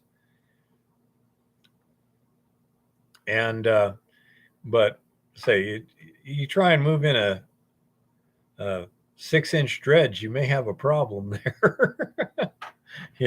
Like they do up in Alaska, where they have a like a hydroforce nozzle or stuff like that, where they're just sucking a big hole in the beach. And so I say that's it. And there may be permits too. You may be able to buy a recreational permit. I know that when we were dredging in Idaho, we had to have a permit from Idaho too to actually dredge in the river. It wasn't terribly expensive or difficult to get. So I recall it was what, $20, $25, something like that. but every person had to have their own permit, so that it's like a fishing license. If you want to go dredging in Idaho rivers, you have to have an Idaho river dredging license, just like a fishing license. See, that's the problem, honey bunny.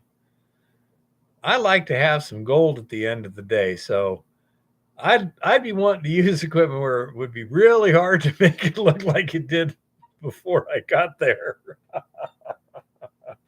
But that's just me. I'm that kind of guy.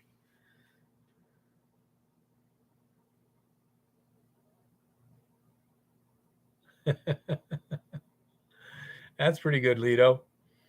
But another question would be, in a case like that, if someone wanted to be kind of sneaky, you could mount a dredge in like a party barge or something like that and be out there dredging underneath you offshore a bit. Don't know whether or not there's much gold out there or not, but it'd probably be pretty good fishing a little downstream from you, because you're putting so much stuff in the water too.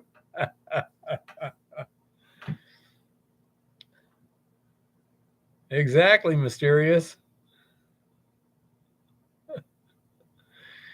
So there's a lot of possibilities. If you had a spot where you have to like leave it the way you found it, you might be able to pull off something like that, where it's, if nobody can see what you've done, does that mean you haven't disturbed anything? I don't know.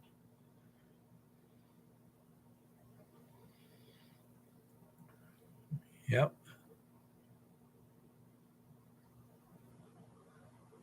Yeah, exactly, honey bunny. That's exactly what I was thinking. If you were dredging in, say, 15 feet of water, and you had your recovery device, the outfalls go down a pipe and behind, it'd be awful hard to see it.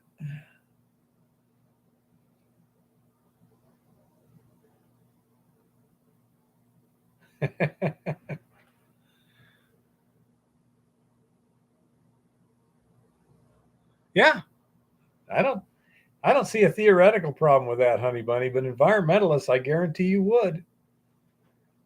That's what we were saying earlier. What's technically possible is not necessarily practically possible.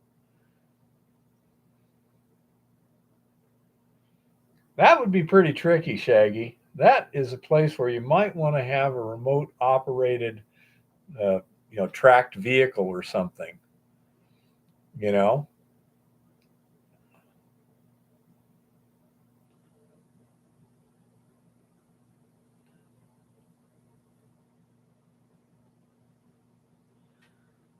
that could make sense. Heavy metal. You can't be dredged before July. I think it's limited to 20 mandates. Yeah, that sounds like that. I think they had similar sort of things on those Idaho rivers. I was on the Middle Fork of the Boise, but I think they had similar rules like that too. But I don't know. It was a fun summer. But again, they've got more rules than they need to.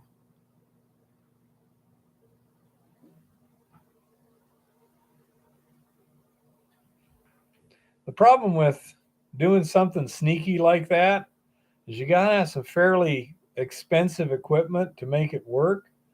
And so you're taking a pretty significant risk, and that would be one of the issues. I think you can have a completely submerged sluice box also. I don't think you have to have something about the surface. You just have to have a top on it, so as the water flows through, it maintains its velocity and doesn't disperse. And I say, in a case like that, you could easily have like a tracked vehicle that would go along the bottom, dredging stuff up. You know, got your little cameras or things, and then it just runs it through a sluice box and dumps it behind you.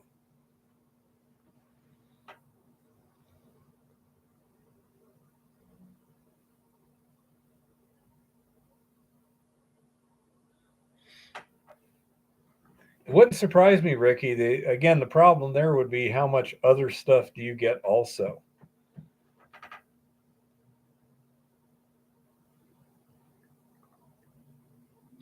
Interesting. Honey, yeah, use magnets, possibly.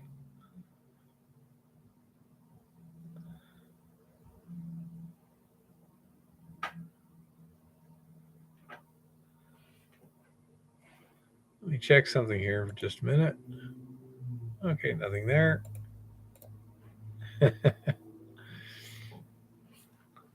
Yeah, I know you can induce magnetic fields in some metals. I'm not sure it's basically all of them or only some of them.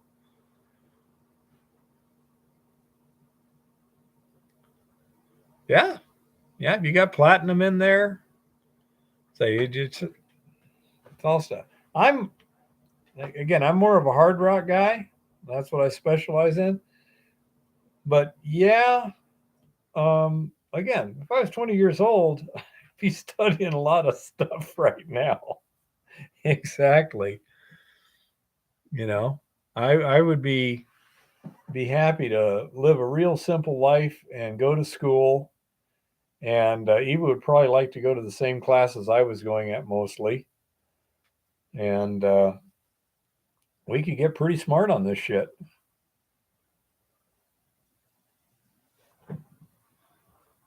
Yeah. I tend to agree, Honey Bunny. If somebody comes up with some 1 ounce to the ton placer, nice big hill, yeah, I'm not going to. No, I only do hard rock. I don't do placer. It's like, oh, hell no. I'll be happy to do placer for that. I want silver. Okay, well, I'll do placer and buy you some silver.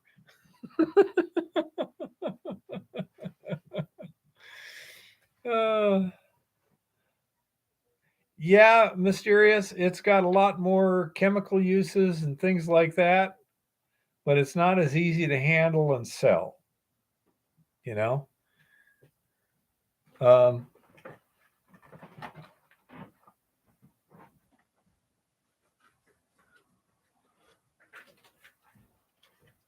This good enough, Lito?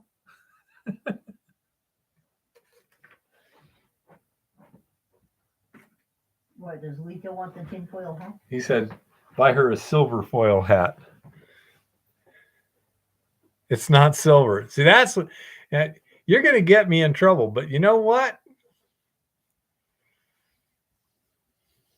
There's probably some way of using an electroless deposition process to actually make her a silver hard hat. I also know they do make aluminum hard hats, so you could well, I don't know if you could electroplate. You might have to put like a nickel plating down or something first. I'm pretty sure you could do it, but you might have to put some intermediate metals in there first. I would love a silver hat. Yep. With cat ears and a brass deflector bow.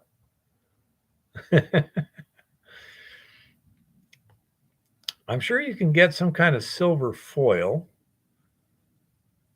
And now you got me in trouble here, but I think you can electroless plate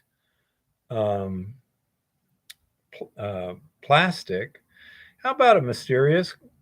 What if you were trying to make a silver covered hard hat? What would you suggest? Chris says carbon spray, sputter silver. He says you can electroless deposit silver. Mysterious says you can electroless deposit silver onto plastic. Yeah, put a graphite coating on it first and then electroplate it, or use electroless.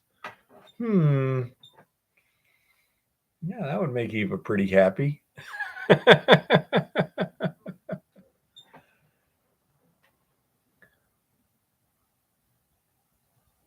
Oh, yeah. Interesting. A silver hat would be wonderful. Thank you.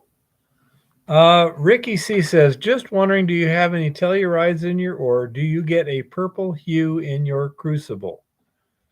No Telluride, so I don't know. Do you get a purple hue in your crucible? No, I don't. She does not, and we don't have any Tellurides that I'm aware of.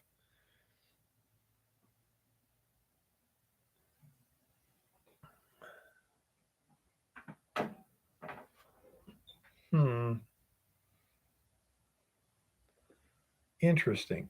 Well, if Honey Bunny, if you were to deposit, I mean, say you sprayed a hard hat with uh, carbon, okay, and then you deposited silver on it, then you could probably burnish it and get a good thing.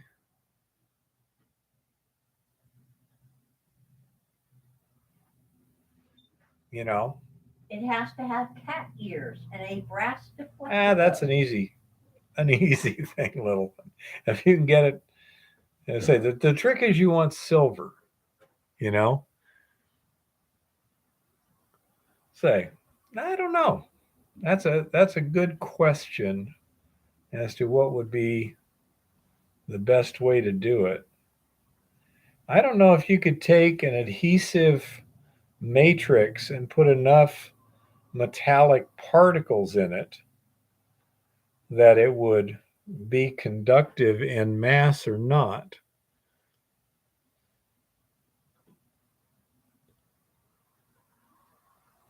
Chris says they have conductive carbon paint intended for plating over. Outlier says anodized aluminum lie.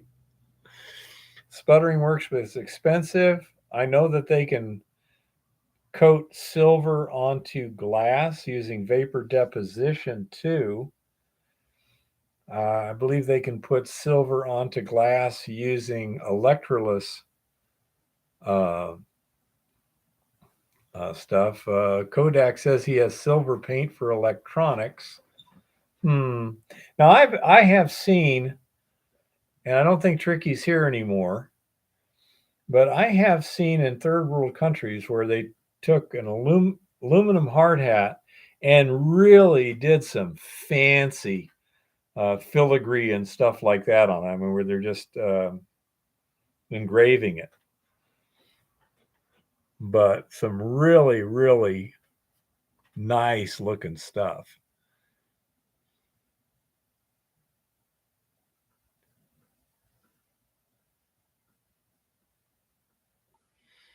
Okay, Honey Bunny says if you want to really want a silver plated hat, start with a conductive metal filled epoxy resin, cast in a mold, and then plate it with a few base layers of copper, and then plate it with silver.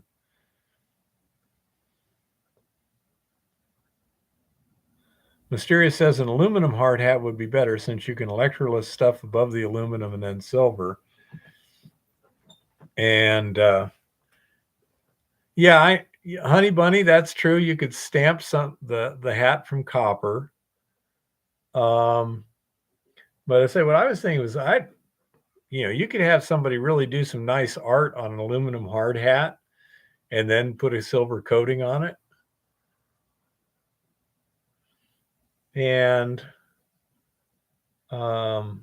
titanium's hard to work with, Chris.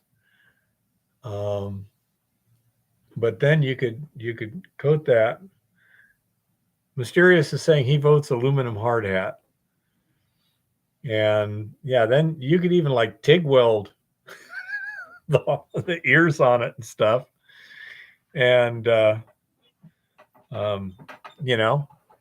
no problem. I'd say that would be cool. Filigree ears, so they're pretty. Yeah, you could do filigree. Yeah, that's what I'm saying. And say if with and a nice filigree brass bow, so it's pretty. Yeah, you can do that with aluminum. Let me look and see. Let's see, aluminum hard hat. Aluminum hard hat. And the thing is, that way it would be OSHA approved too. See, here's there's an aluminum hard hat there.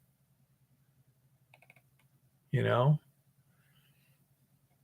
and that's what I'm saying. When you take this hard hat here, little one, and then you have someone do some nice engraving on it, and then put a Well, we coating of find some silver. nice filigree ears, and then we have the engraving on the hat done to match the ears. Another possibility you could do was put like a copper base coat on it and then mask the base coat of copper and then plate the unmasked areas with silver, and then you'd have a two-tone. See what I'm saying? You could have. No, you don't like that? I think a good artist could make that look good. No. Oh well, I try. Somebody's suggesting a Kaiser hat with a spike on top.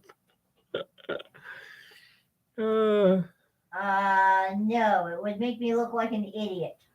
The spike would not go with the ears, okay, people? Oh my goodness. Anyhow.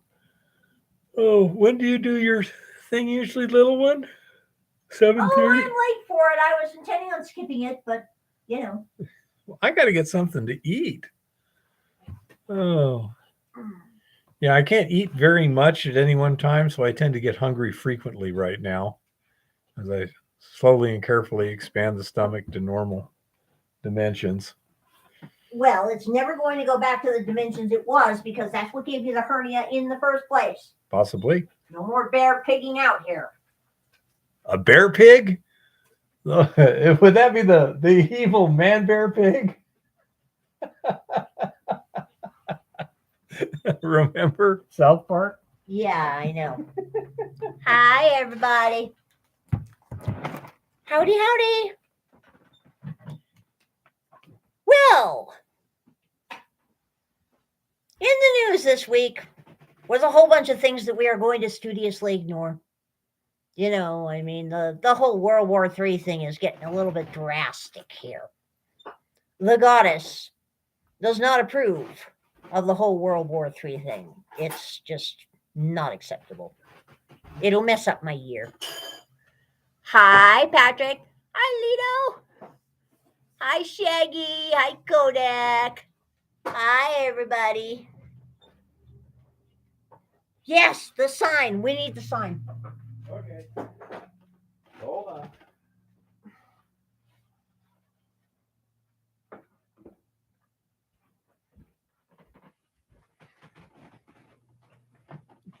Hi, Chris. Yeah, this whole World War III thing is getting a little bit ridiculous. The egg thing is getting a little bit ridiculous. There was yet another fire at yet another egg farm, this time in Connecticut. So the egg thing is getting a little ridiculous. There was apparently some sort of drone thingy that happened in Iran, but that probably is going to stay relatively calm for the moment, which is a pretty good thing. I mean, we don't need World War III. Any more World War III than we already have. As usual, Captain Dementia is being demented, and Cackling Kamala is being an utter incomplete embarrassment. Other than that, not much else seems to be going on out there in Mordor on the Potomac. Kevin McCarthy is making noises. Some of them may actually be effective. I doubt it. Okay? That's where we are there. And of course, I'm sure everyone heard the latest pronouncement from our friends over at the Treasury Department. We must increase the debt ceiling so that we can borrow more money, so that we can pay interest on the money we borrowed from other people, which is pretty much confirmation of what anyone with half a brain and more common sense than God gave a doorknob already knew. That the United States government is running the world's largest Ponzi scheme. This is not new news. This is just news that apparently people have not yet grasped the significance of here. Ah, a solution to my silver hat issue? Cool. I wouldn't mind having a silver hat. I mean, I'm pretty sure it would still protect me from the 5G and it would still intimidate IRS agents. Just saying. And yeah, we shall indeed spend ourselves out of debt. That seems to be the grand refrain here.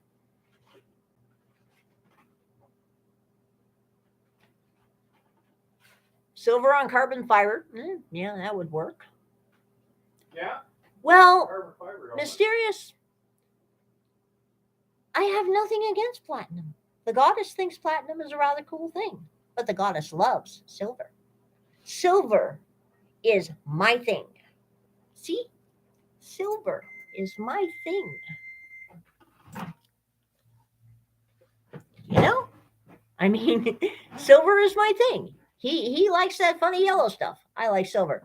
Here you go, the precious. Mm-hmm. See? In this case, I have some crypto. A Dogecoin even. The only good form for crypto.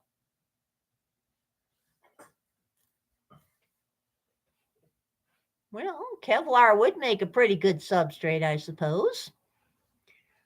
But at any rate, apparently the federal government is now openly acknowledging that they run the world's largest Ponzi scheme, which anybody with half a brain already knew. And in random other news from out on the left coast, Gavin Newsom is once again making noises about continuing to tax former California residents that have decided to flee the state because he's an absolute idiot, amongst other things. So that could get a little bit dicey and rather interesting. But I saw the funniest video. People have been yapping about the great things that Governor Ron DeSantis is doing down in California, down in Florida, which is just about as far from California as you can get in more ways than one. People are talking about all the great things that Ron DeSantis does when he makes his speeches. And it dawned on somebody one day, wow, a lot of that body language looks awfully familiar. So sure enough, inquiring minds went out and started digging up videos of a certain former president that is highly controversial. You know the one, Cheeto Hitler. And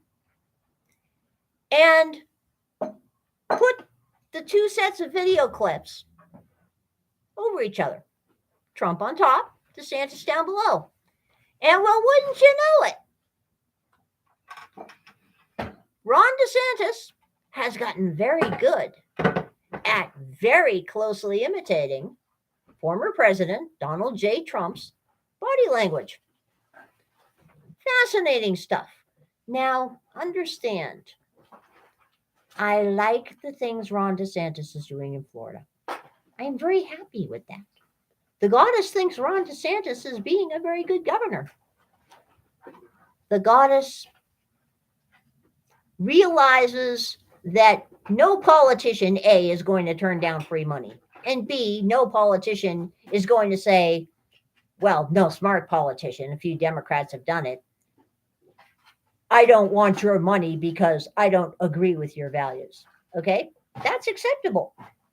Of course, all kinds of sketchy people may decide to donate to a politician. Sketchy people donated to Trump. Sketchy people donated to any Democrat ever on the planet because all Democrats are sketchy anyway.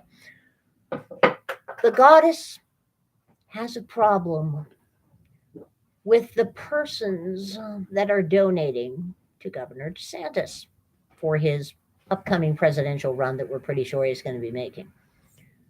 The goddess has a problem because a lot of the people Governor DeSantis is actively seeking out happen to be Rhino Uniparty hacks.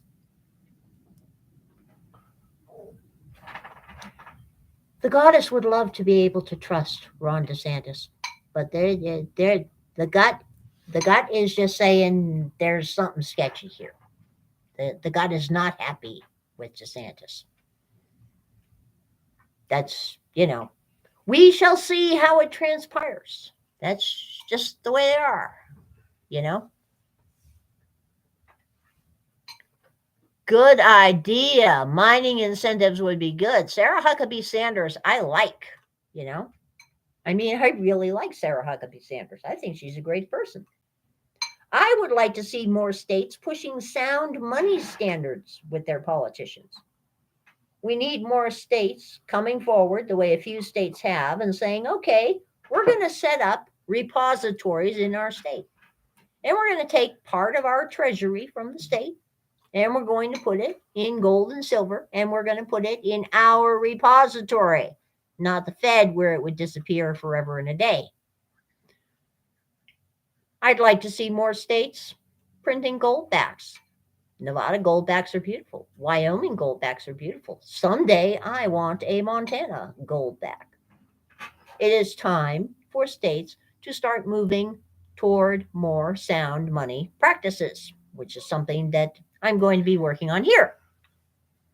It's a combination of chicken broth, cream of mushroom soup, and toast that's then broken up into little pieces. Shaggy, the dollar was sound money before 1913 when the Fed was established and we went to fractionalized currency. That was the beginning of the end here, okay? Read The Creature from Jekyll Island, people. So let's see what we can find on the internet that might be maybe of interest. You may know that the mining crisis is deepening in Peru at the moment.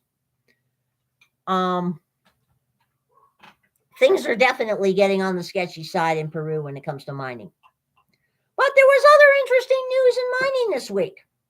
For anyone who missed it, Lord Malarkey and his friends in Mordor on the Potomac put a stop to a mining project in, I believe it was Minnesota, a copper mining project because, environmentally sensitive things. There are now rumors that Biden is going to block the Pebble project in Alaska.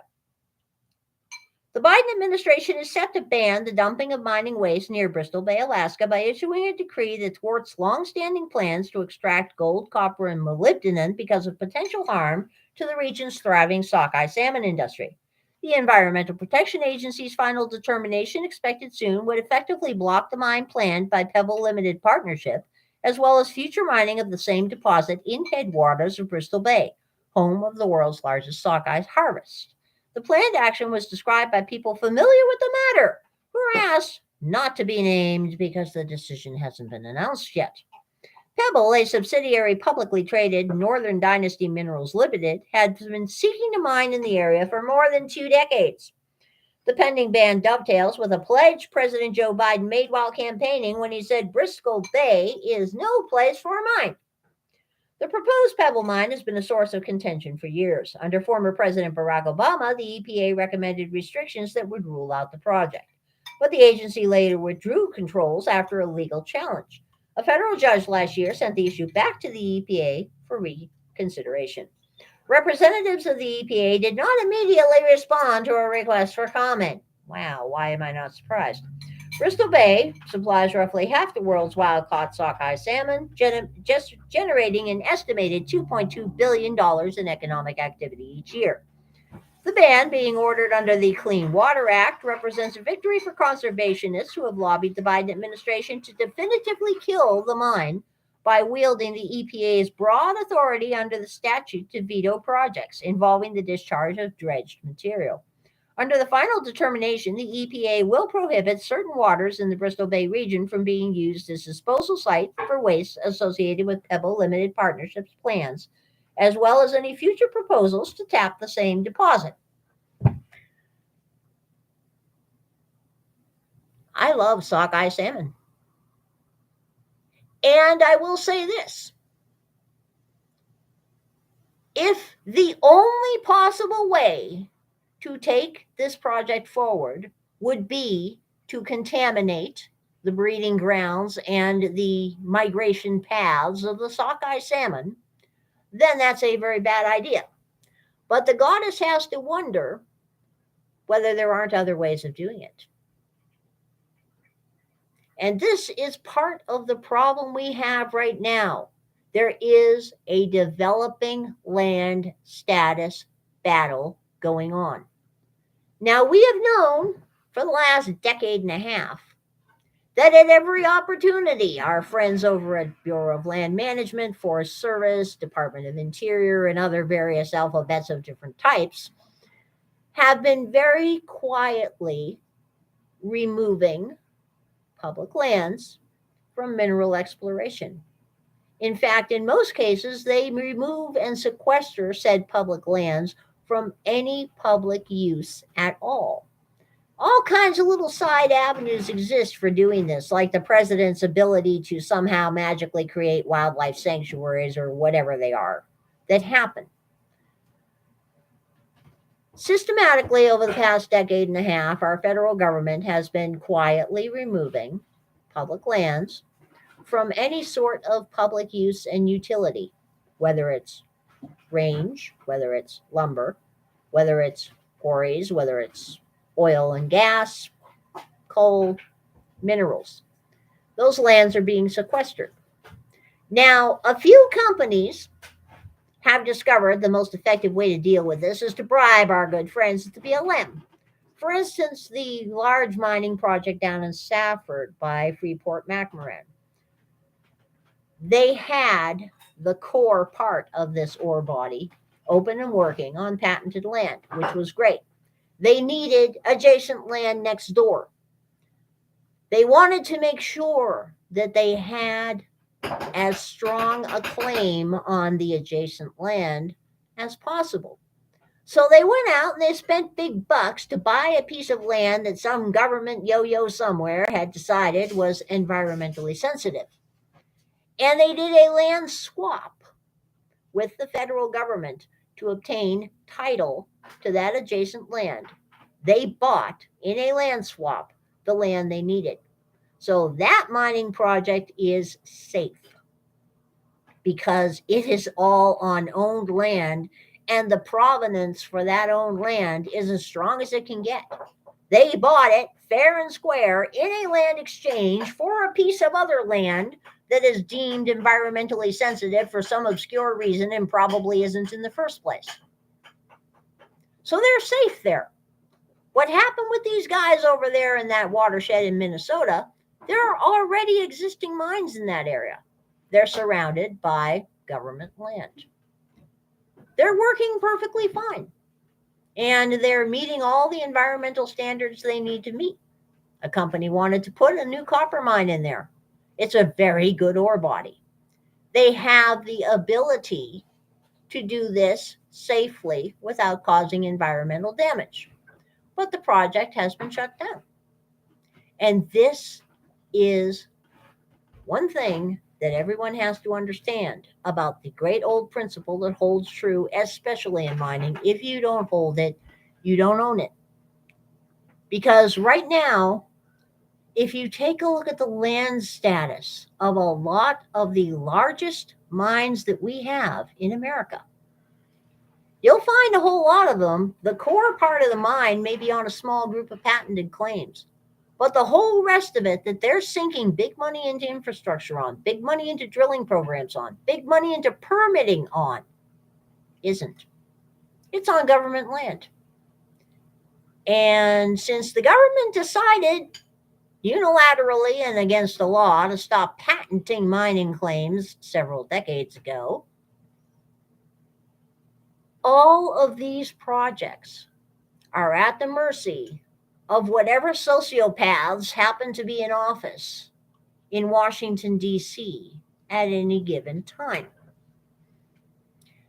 This has become a matter of concern because we already have offshored a tremendous amount of our mining infrastructure. We have offshored our smelters. Apparently, it's perfectly fine for them to go someplace else that has far more lenient environmental standards than we do. I mean, Like Russia? like Russia, like China, like Mexico, Apparently that's all well and good. We're saving the planet by polluting somebody else's half of the planet even worse than we're polluting ours, which is not a surprise at all. But this is going to become a serious, serious issue going forward because the federal government has no right to own that land in the first place. Period. That is it. They illegally own this land. And unless we begin to seriously lobby and get some power and get some case law and get some precedent to get things to SCOTUS, so SCOTUS hopefully will say, no, you need to start patenting land again, assholes. This is going to be an ongoing problem. Because as we have already seen, this administration decided to shut down the Keystone Pipeline, which was a monumentally stupid idea. They have made the oil and gas industry so skittish that after refineries that we desperately needed were destroyed in various hurricanes over the years, those refineries haven't come back. And they're not going to come back because they can't get permitted.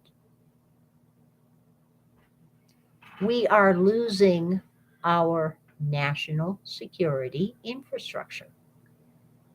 And the government is perfectly happy about this for some bizarre and unaccountable reason. But then again, I stopped expecting rational behavior from irrational people a long time ago.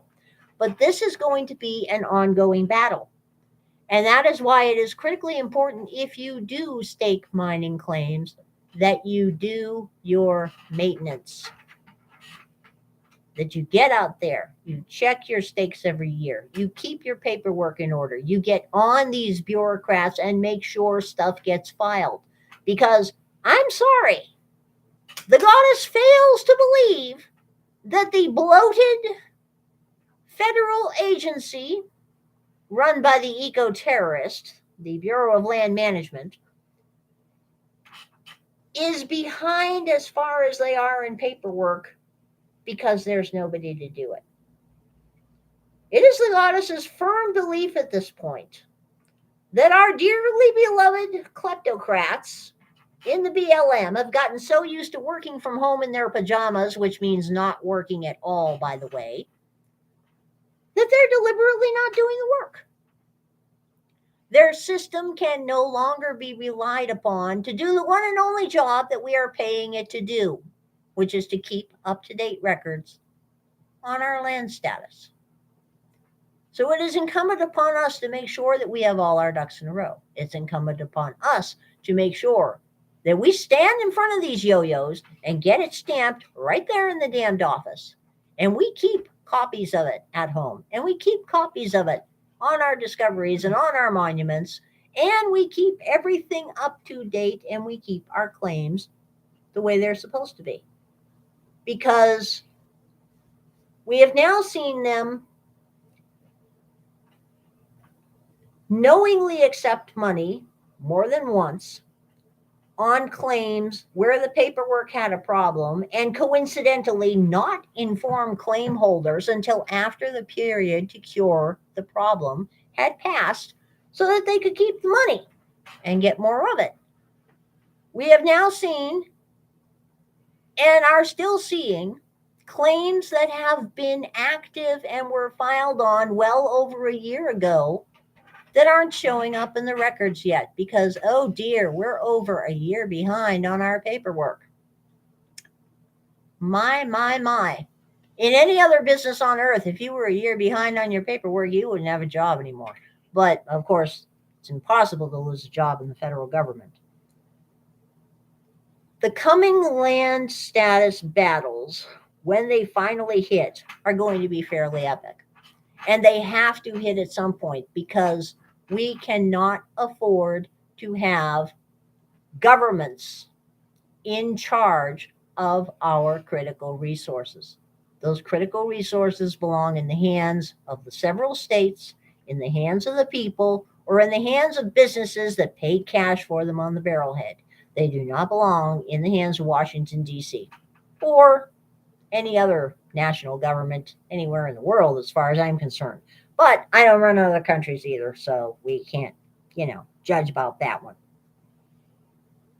Rio Tinto is sorry for the loss of that radioactive capsule in Australia. In case you missed that news, this little itty bitty teeny weeny capsule, and I mean itty bitty teeny weeny, got lost on the road. It's radioactive. Mining giant Rio Tinto apologized on Monday for the loss of a small but highly radioactive capsule that has triggered a radiation alert across parts of the vast state of Western Australia. The tiny capsule is believed to have fallen from a truck somewhere along a 1,400-kilometer highway through the Western Australian desert. Such distance is slightly shorter than the highway stretching from Manitoba to Toronto in Canada, 870 miles or so, people. We're taking this incident very seriously, Simon Trott, the company's head of iron ore, said in a statement. We recognize this is clearly a very concerning thing and are sorry for the alarm it has caused in the Western Australian community. The capsule was part of a gauge used to measure the density of iron ore feed, which has been entrusted to a third-party contractor to safely package and transport to a facility in Perth. Prior to the device leaving the site, a Geiger counter was used to confirm the presence of the capsule, which measures 8 millimeters in length inside the package. The widget, they actually use the word widget here. That's cool. Whoa! The widget contains a small amount of the radioactive isotope cesium-137, which, according to Western Australia's Chief Health Officer Andrew Robertson, carries a low risk for the public. Exposure to the substance, however, could cause radiation burns or radiation sickness, Western Australia Department of Health said. We have launched our own investigation to understand how the capsule was lost in transit. As part of this investigation, we're working closely with the contractor to better understand what went wrong in this instance. The State Department of Fire and Emergency Services, along with other government bodies, are undertaking the daunting task of locating and securing the tiny capsule, though they acknowledge it may never be found. DFES and radiation specialists are searching along Great Northern Highway by driving north and south directions at slow speeds, it said in a hazmat alert Monday, adding it was using survey meters to find the capsule by detecting radiation levels. Fortunately, the state's desert is remote and one of the least populated places in the country.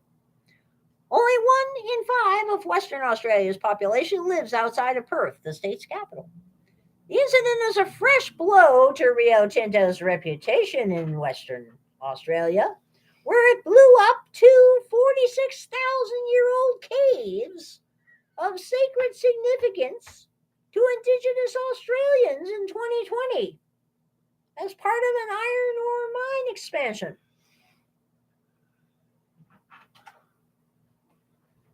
Well, now, so let's see here. 3 years ago, or thereabouts, they went and blew up some incredibly important caves. And now they've done lost some radioactive shit.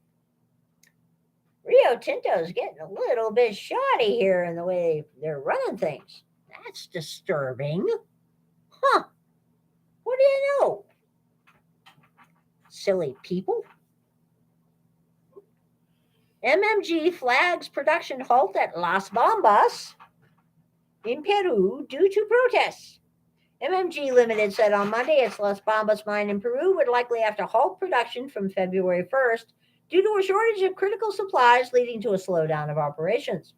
MMG said the shortage of supplies was due to transport disruptions from protests in Peru. Demonstrators have blocked roads across Peru and clashed with security forces in more than 6 weeks of violent turmoil that began when President Pedro Castillo was impeached after he attempted to dissolve Congress. Protesters are calling for both interim President Dina Boluarte and Congress to be replaced, with more than 50 deaths and the violence showing no signs of easing. The disruption coincides with operational setbacks and regulatory headwinds in neighboring Chile and the prospect of a mine shutdown in Panama, as government there seeks a bigger share of the profit. Those supply threats have combined with optimism over Chinese demand after the lifting of COVID restrictions to send copper futures to 7-month highs. This could get very problematic very fast, because Chile and Peru are not the only countries in South America that are having rather significant mining problems right now when it comes to copper. And over in Africa, we are having significant mining problems right now when it comes to gold in both Ghana and Zimbabwe, amongst other places. And then there's that whole business of Mad Vlad the Invader, whose very, very large basket of very, very useful metals are currently just sitting around in Russia. So we're looking at a fairly significant metals crunch here. When you add into that the fact that smelters for aluminum and other high energy intensive materials in Europe have pretty much shut down due to, well, a lack of energy. I mean, this is what happens when you try to dispense with energy that actually works, or you start wars with people, or wars just happen to be happening somewhere just because wars do that sometimes. This is going to be a very interesting year for metals. Now, the goddess of late has been asked a lot of questions by friends on Reddit about investing in mining stocks. The goddess has made it very clear. It's a good idea to wait until the stock market corrects to something closer approaching to reality, because there will be a stock market correction if this current economic trend continues. And there is no reason not to think that this economic trend will continue. Because despite the big banks saying that we're on the brink of a recession, we done been in a recession. Despite Lord Malarkey changing the definition of recession, we have done and been in a recession. We are now entering stagflation. I don't know if you've noticed this lately, but the price cuts on luxury goods, on the TVs and the electronics and all the little gadgets and gizmos that people spend disposable income on, are beginning to get deeper and deeper. If you take a look at the various charts out there that actually show some figures on how prices are behaving on the things people buy, inflation is continuing to drive up the costs of essential goods and services, medical care, prescription medications, and by the way, the list of critically short medications is now over 300 different ones, just so you know. Food, shelter, decent clothing, all manner of staple products are continuing to rise and will continue to rise despite the fact that we have rolled out the new and improved consumer price index formula. Okay. On the other hand, the prices of luxury goods, the prices of the things you normally buy when you have disposable income, are stagnating and beginning to fall in relation to where they were. People don't have money to buy those extras anymore. So those extras are getting to the point where they're going in this down curve, and we're getting into a wonderful long period of stagflation here. We have been in a recession.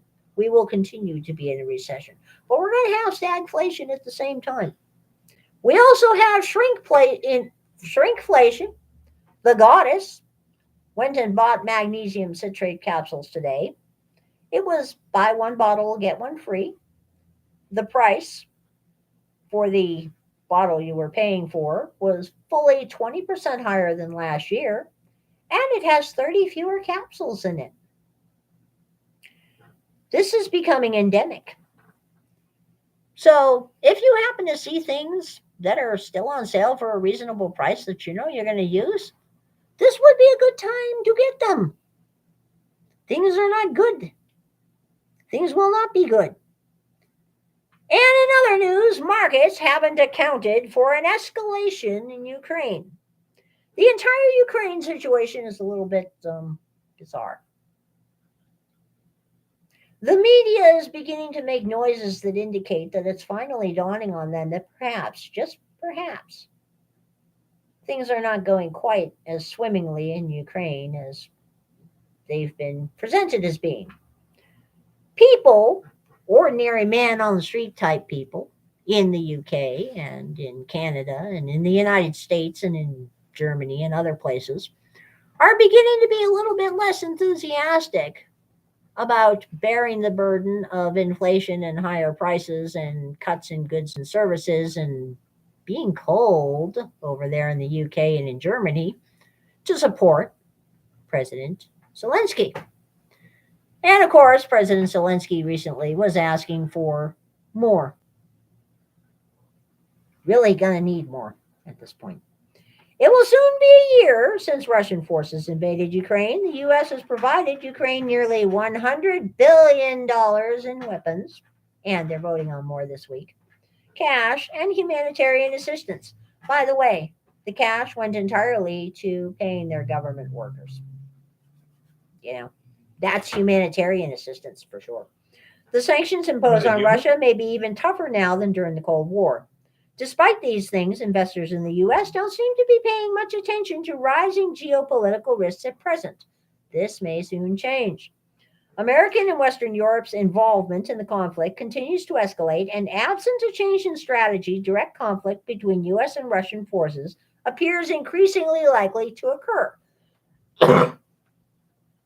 Well, considering when they finally do get those Abrams tanks, we're going to have to send some F-16s to protect the tanks. Yeah. I would say it's a fair estimate there. The U.S. is providing ever larger and more sophisticated weapon systems, and U.S. troops are being positioned to join the conflict. 4,700 soldiers from the 101st Airborne were sent to Poland's border with Ukraine in October. When the war began, tanks and aircraft were off the table. Good idea. Officials reversed course in recent days and agreed to provide approximately 30 Abrams tanks. Germany will deliver a larger number of its Leopard 2 battle tanks. Ukrainian President Zelensky said thank you and immediately renewed his request for fighter aircraft.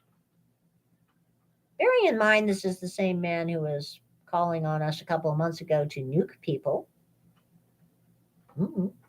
Just saying. U.S. officials may be planning to help deliver them. Lockheed Martin announced in the Financial Times it is ramping up production of the jets. A decision to send F-16s would likely be accompanied by a decision to send American pilots and maintenance crews.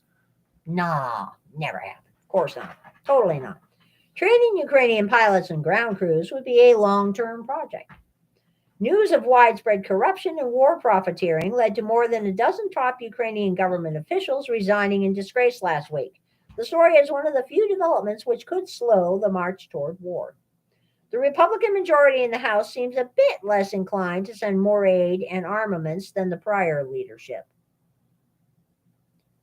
They like to make you think so. But there are war hawks in both parties, and both parties may well work together to increase funding for war. A continued escalation has not been priced into markets. At some point soon, investors may discover just how close we are to a hot war with a nuclear-armed Russia. At that point, debates over whether the U.S. economy will have a hard or soft landing or when the FOMC might pivot will no longer be the focus. Well, gee, that would certainly be interesting. They are still discussing pivots, yes. The goddess rather doubts they'll pivot. Of course, it is too little too late at this point in terms of calming the brush fires that they have started that are now turning into a vortex that is going to eat our economy. But, that's just the way things go. But that is where we are in that regard. And, of course, in metals, as we know, we're currently standing at $19.22.50 for gold and $23.59 for silver, which is good. And in the crypto world, the goddess saw some very humorous job postings this week from the Royal Treasury in Great Britain. in the United Kingdom, the Royal Treasury put out job postings for a head of a central bank digital currency department, as in the big kahuna of the department, and 2 senior level peons to go under him. The big kahuna, the person that will be formulating the digital British pound, that will be in charge of this great miracle, that will usher in the cashless economy and the accompanying utopia, is going to be expecting to be paid the princely sum of between 67,000 and 69,200 pounds a year. Be still, my beating heart, the head of a major segment of a treasury department of a country will be paid about what a regional bank branch manager in the United States gets paid. The goddess doesn't see how anything could possibly go wrong with this. Really. It's going to be stunning. It will be transformative. Absolutely transformative. And in other transformative news, Credit Suisse is still floundering and about to go under for about the 3rd time. They're looking for bailout money all over the place, and it ain't happening. Gee, no idea why that is. They're too big to fail, so somebody will pick them up. It'll be for a discount. It'll be a yard sale there, but they'll get picked up. We're not too worried about that. And the goddess also notes that our old friends on the LBME, are bringing back some of the former, what's a good word for these people? Criminals that scuttled off because they had been caught manipulating gold and silver prices years ago, and now they're coming back again. Yeah, nothing to see there, of course. And HBSC continues its work of being the international bank of the world for all things cartel, mafia, and otherwise organized crime. So there's nothing new there. Our dear friends at B of A and our dear friends at Zelle, after somehow managing to lose tens of millions of dollars about a week and a half ago now, have still had nothing to say about what happened with that. It just got entirely memory hold. We may never know where the money went.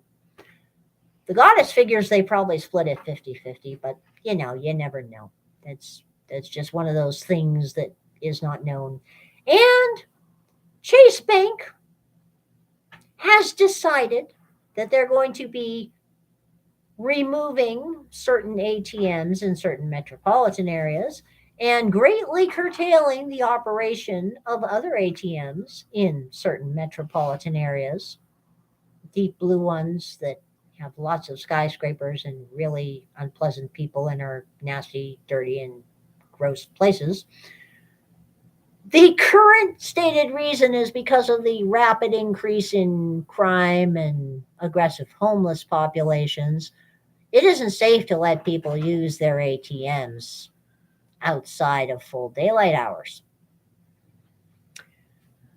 The goddess notes that those ATMs are never coming back. The goddess also notes that anybody who is wanting to track the slow stealth advance of the cashless society should start taking note of which businesses no longer accept cash, like a lot of Starbucks, which businesses insist on like Apple Pay only, like certain Whole Foods places and Amazon's robot grocery stores, and which banks decide to remove a bank branch and go to ATM only and then close the bank branch entirely due to lack of traffic and then begin not putting cash in the ATM because it's all part of the same thing.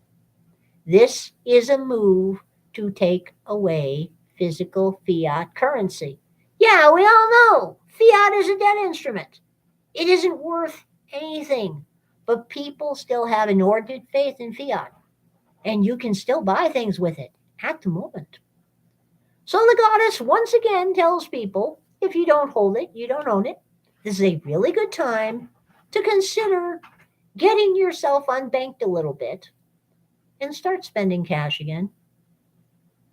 Because as long as we keep spending it, it's going to be harder for them to take it away overnight.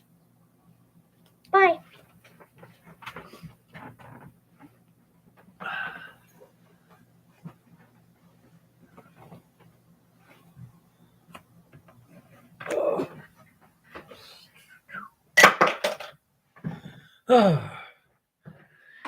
And on that positive note, Shaggy wishes you a good evening. Shaggy. Yeah, no problem, honey bunny. Yeah, you definitely want to lay down before you fall down. Does anyone see anything really positive on the wider scale? I'm fine personally in my personal situation, although I'm actually quite annoyed at the governor's office for not even getting back to us. Well, we got to talk to them about that. We need to go back to them once the temperature rises a little more. The nice thing is we're here in Helena, and we can literally drive over to the Capitol building in about 10 minutes. Get out of the truck, walk in, and in about 20 minutes, we're literally standing at the door to the governor's office. Take care, honey bunny. Have a good night. And, we went in there and filed a, basically request for information or a constituents, whatever you want to call it. Basically, expressing our concern about some information we had received that our spare parts for the electrical system here were being shipped to Ukraine. And that didn't seem like a really smart thing to me. There's a reason we have these spare parts, because when you have an ice storm or something like that, you don't have time to order them and get them on Amazon to get your system up and running. You have to have enough stuff to fix it. And I don't want it going to Ukraine, So we filed something 3 or 4 weeks ago. Still haven't heard back from the governor's office. This is one of those things, constituent services, it should be kind of routine. I expected to get some kind of a mealy-mouthed, we're think you're over concerned or this, that, it's all under control, blah, blah, blah. We haven't gotten anything, nothing. And that's pretty disconcerting that they are so uncaring about what the citizens think. It's also a holiday time, but we're going to start stopping over there weekly on Mondays until we get to talk to you. It's been a month since it's been holiday time, little one. But yeah, I say, so that's a little concerning. There's other data that keeps coming out about certain medical procedures that continues to keep getting more and more, shall we say, interesting, which could throw a whole interesting dynamic in play that could make things more unpredictable. And I mean that literally. It's just when you've got something that's unprecedented and people who are emotional about the issue in various ways, but to a greater and greater intensity, it makes it hard to predict how things are going to shake out. So again, instability, unpredictability seem to be the watchwords for now. And I think that plays well to the precious metals. It also means, in our case, being a small kind of exploration and pilot scale testing situation, we try and maintain stocks of essentials for like 6 months ahead, unless there's a good reason not to. I think the price of thiourea, for example, has gone up like 20 or 30% in the last couple of months. You know, so buy early, buy cheap, but buy ahead so that you don't get caught behind the eight ball.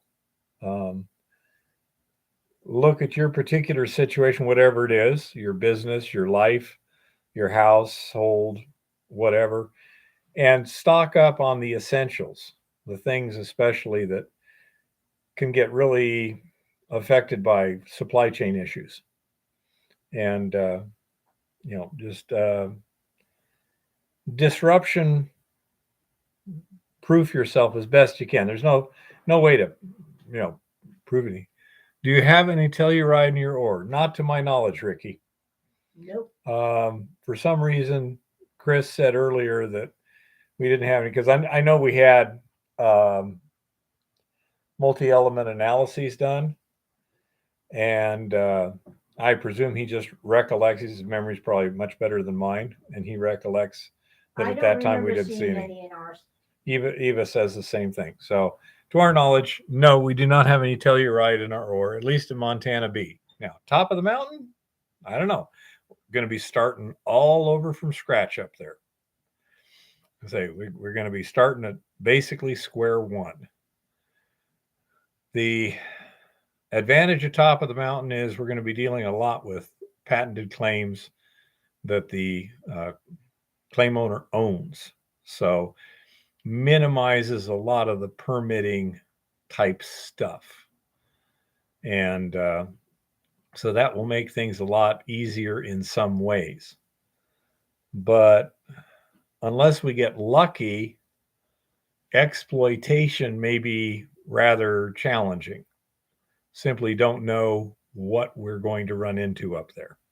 It's truly heavily unknown. We don't have any real documentation of grades or anything. We do know that there was a 40-foot wide breccia zone that ran for at least 1,000 feet, 500 feet beneath the surface there.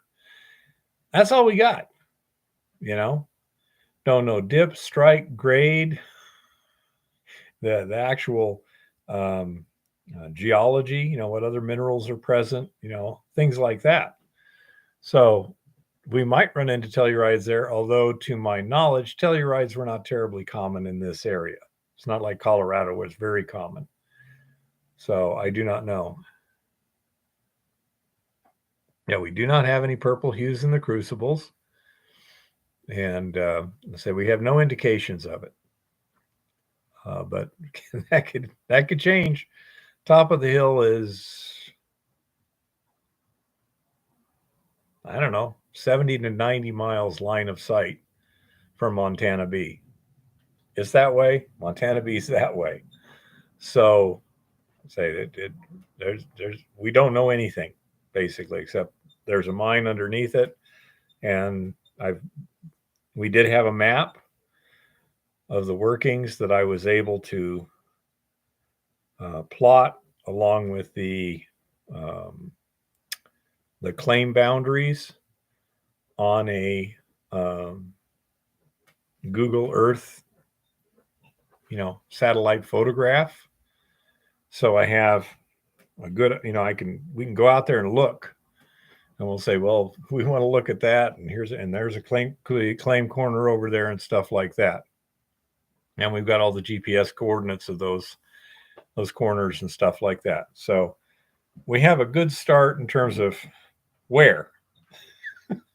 We don't know practically anything about what. And although there is one,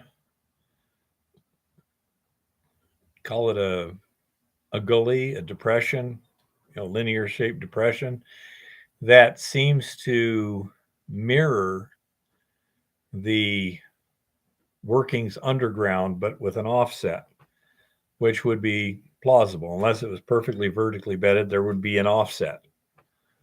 So we have a suspicion, And it's just that, a suspicion right now that if we go there, we may find the surface outcrop of the mineralized zone they were mining. Now, this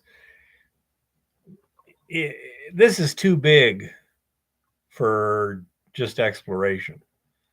I mean, first of all, they dug a 1,700-foot tunnel just to get there, from the side of the mountain yonder.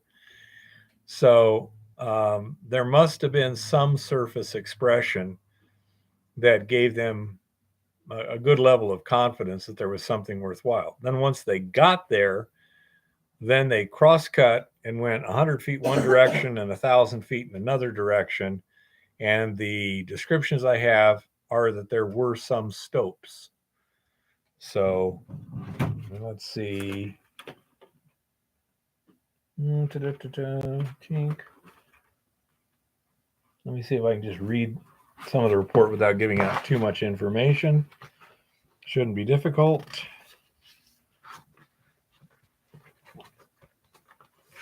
So here's basically what we have. I'm going to anonymize it. The mine principal working is an adit at an altitude of blah blah that's driven northward for a distance of 2,000 feet or more. At about 1,700 feet, drifts are run 1,000 feet or more west and 150 feet east. Near the portal of the adit is a mill. First few hundred feet cut several small veins. At 850 feet, pass through a vein 4 feet wide. At 1,700 and approximately feet, it penetrates the zone of crushed rock and vein quartz almost 40 feet wide. This zone is developed by drifts mentioned. The west shows considerable quartzose vein rock on which stopes have been made in several places.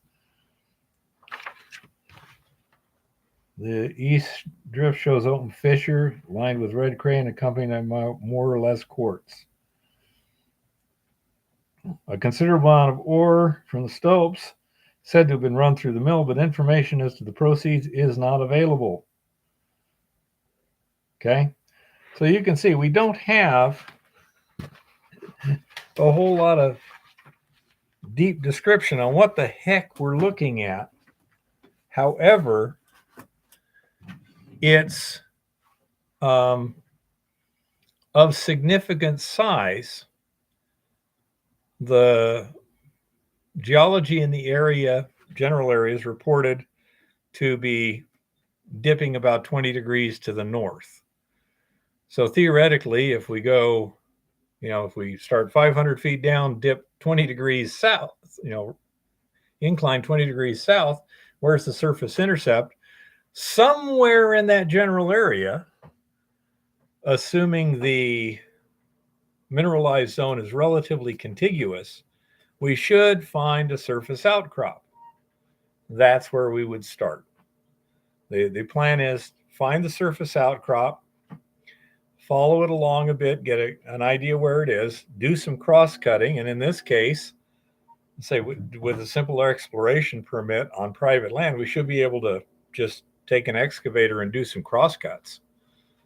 Just trench across it, see what we got, take some samples, and again, hopefully we'll find some decent grade that outcrops on surface.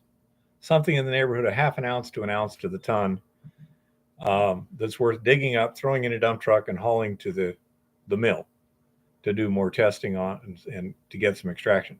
Because this is a case where, from what I see, we should be able to do that. There are trees there. If they are close enough spaced, we may have some trouble getting an excavator in to do the crosscuts. But on the other hand, the claim owner has the timber rights. If we want to cut down some trees, we can do it. We can cut them down, haul them off. So that makes it a lot nicer. And we're hoping we find something there. We're also if we don't find what we need there, and if Montana B doesn't come up in grade pretty quick, then we can also look at other places. I don't know. I presume Jeff Kablock has probably left because it's been 3 hours. Haven't seen him recently, and he's now what, almost midnight where he's at. But he's got some mines nearby that may be something that we could mine and work out some kind of joint venture or whatever. So we have a lot of possibilities. I'm really looking forward to the summer season. Once we get things ready, I'm healed up.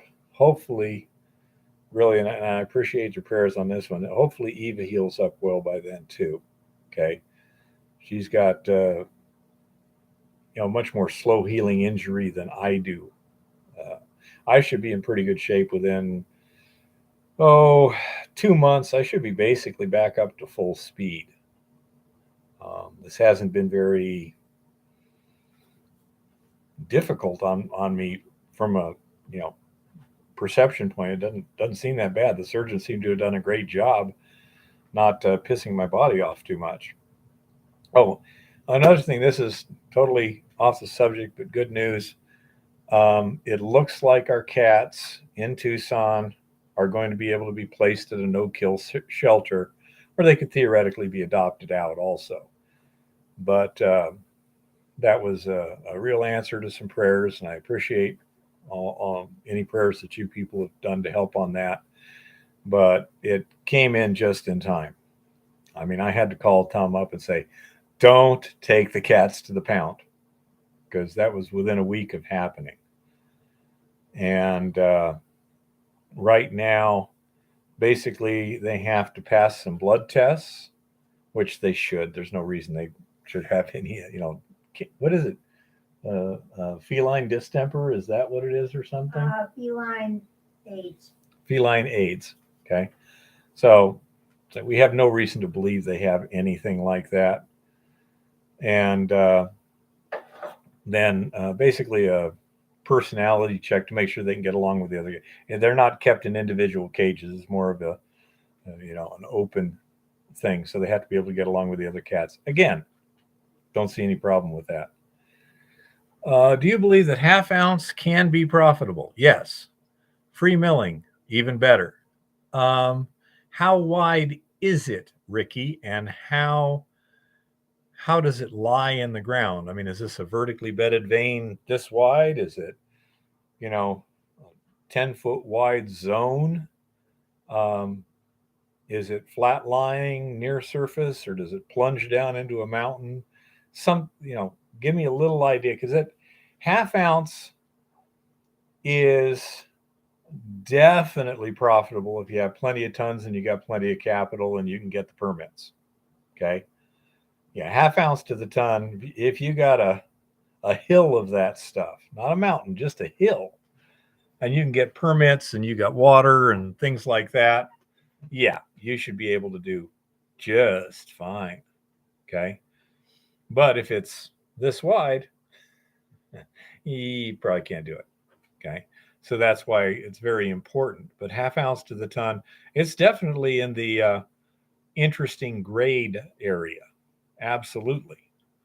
The question is, a lot of other factors come into play. If it was 100 ounces to the ton, unless it was this wide, it'd be a yes. Thank you, James. I've been doing a lot for the whole situation lately, not just our personal stuff. But anyhow, so Ricky, how wide is the zone? How does it exist in the bedrock? That sort of thing. Those are things that are really important. My general rule of thumb, okay, and this is always, rules of thumb are just general rules of thumb. If there's no 2-foot wide, 80-degree dip, okay, assuming that the wall rock is competent and you don't have permitting issues. You don't have access issues.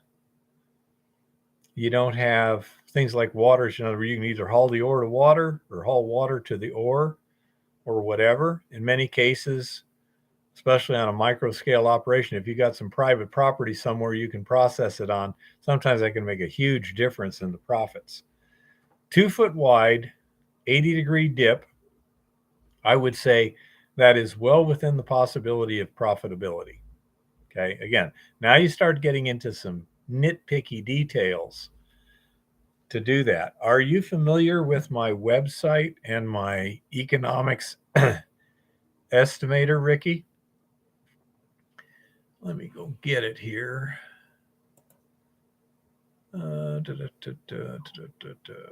Rock University YouTube. I know I put it here somewhere. Yeah, you want to make sure to open it. Well, just a second. I'm trying to find the actual link here. And geez, I need to move it up to the top of the list here. Chemistry of gold extraction. Boy, it's way down there. Here we go. Let me first of all move it up to the top. Come on.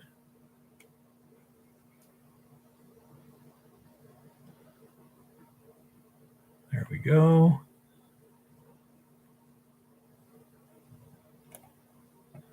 Okay.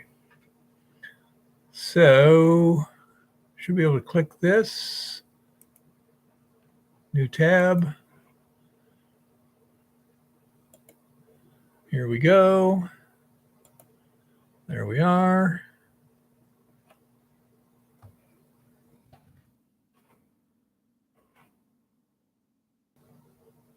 Okay, I'm going to put a link in here. That's my website. I don't spend a lot of time maintaining it, but on that is a mining project cost estimator. Okay, economics estimator, I think. Okay.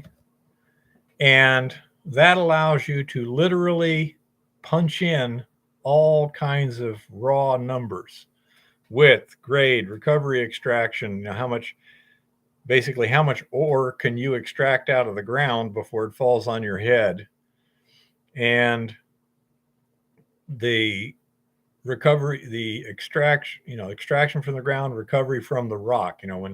When you mill it, how much do you get? Okay.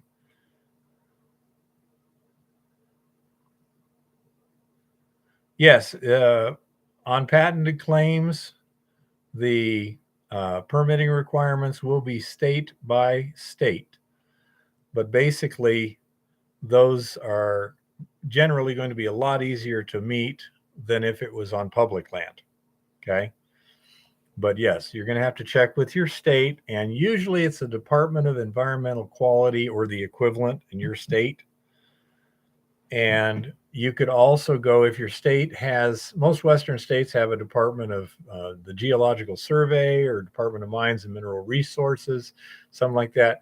You can call someone up there and say, and ask them that question, and they will probably be quite familiar with what other agencies you have to deal with. That might be the quickest way to find out who all you got to talk to. Sometimes it can be pretty simple. In Montana, you get an exploration permit from the Department of Environmental Quality, and on private land, that's basically it. You got to meet whatever standards they tell you to do, but they're pretty simple. And for exploration, it covers up to 8,500 tons. So that makes it real easy. That's why we're going to get one for top of the hill claim. Okay. And so, yeah, you just have to find out. It is always state by state. Even if you're on federal land, you're also going to have to meet any state requirements. Just like when we were dredging in Idaho, we were in national forest, but to dredge that river, you had to get a dredging license from the Department natural resources or whatever it was. Let's say it's like a fishing license. You know, in order to utilize these resources, you got to buy a permit. I don't have, it wasn't excessive or no big deal.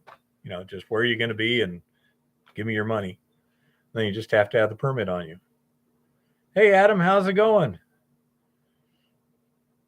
So anyhow, Ricky, and say by using that calculator, you can just punch in a lot of different numbers and get a good idea. Because I mean, it'll break it down for you.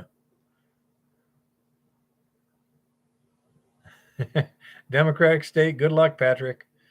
Try to get private ground if you can. But yeah,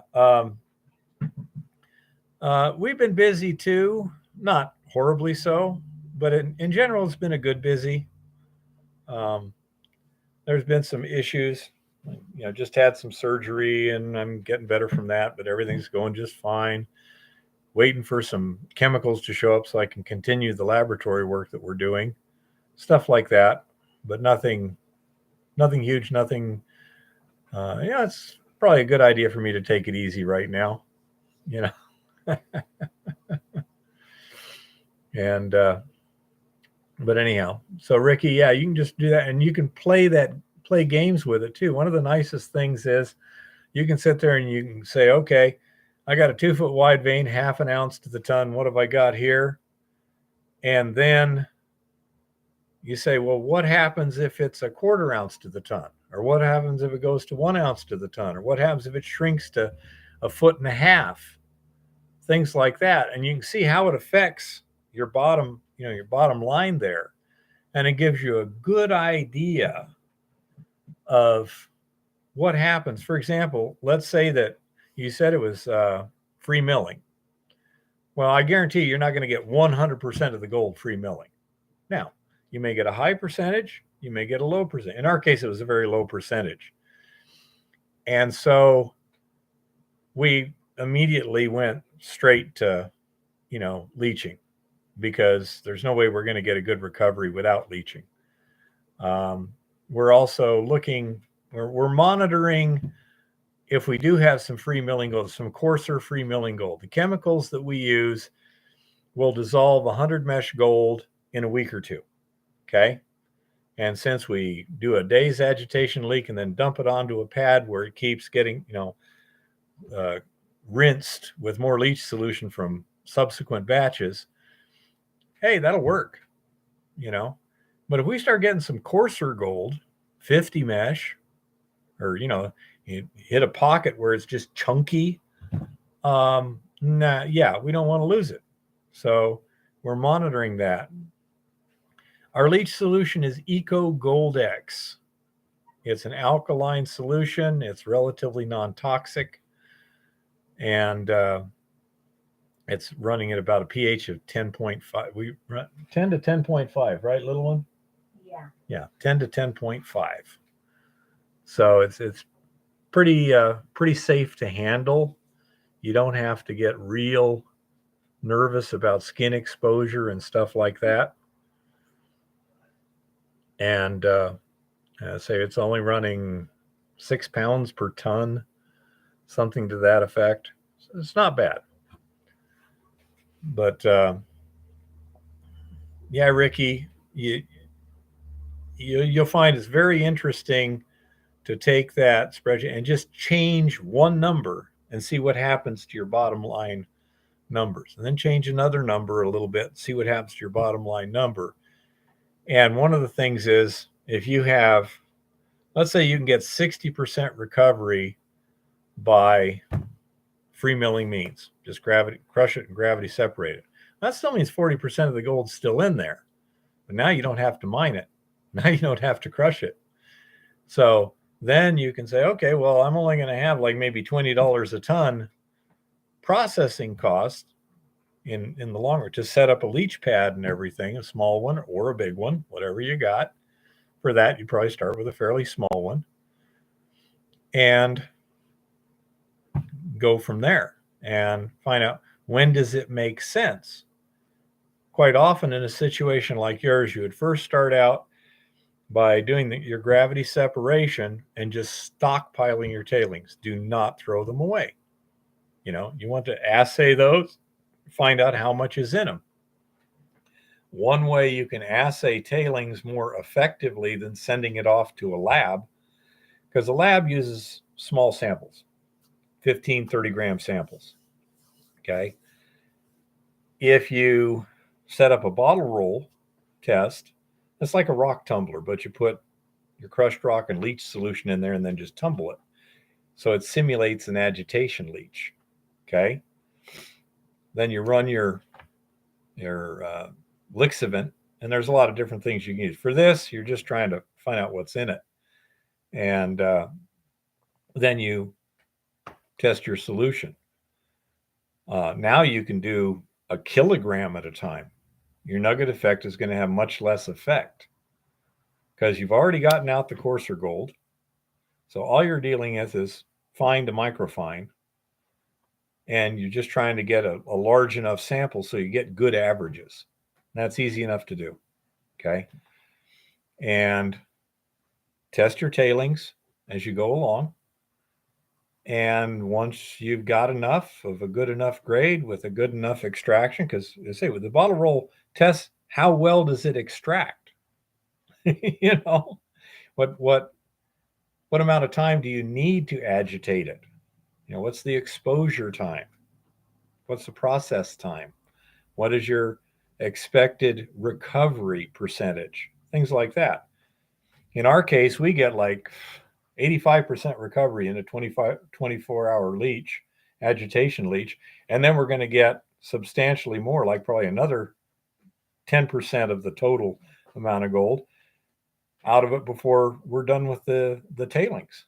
Because as again, we keep dumping the next batch right on top, and that solution soaks through. That does two things. It keeps dissolving the gold that's in the tailings, and it filters it, so it's a nice clear solution. Yeah, Adam, it would be interesting, but it would probably be best to get a separation or at least a concentration step first. Even if it's not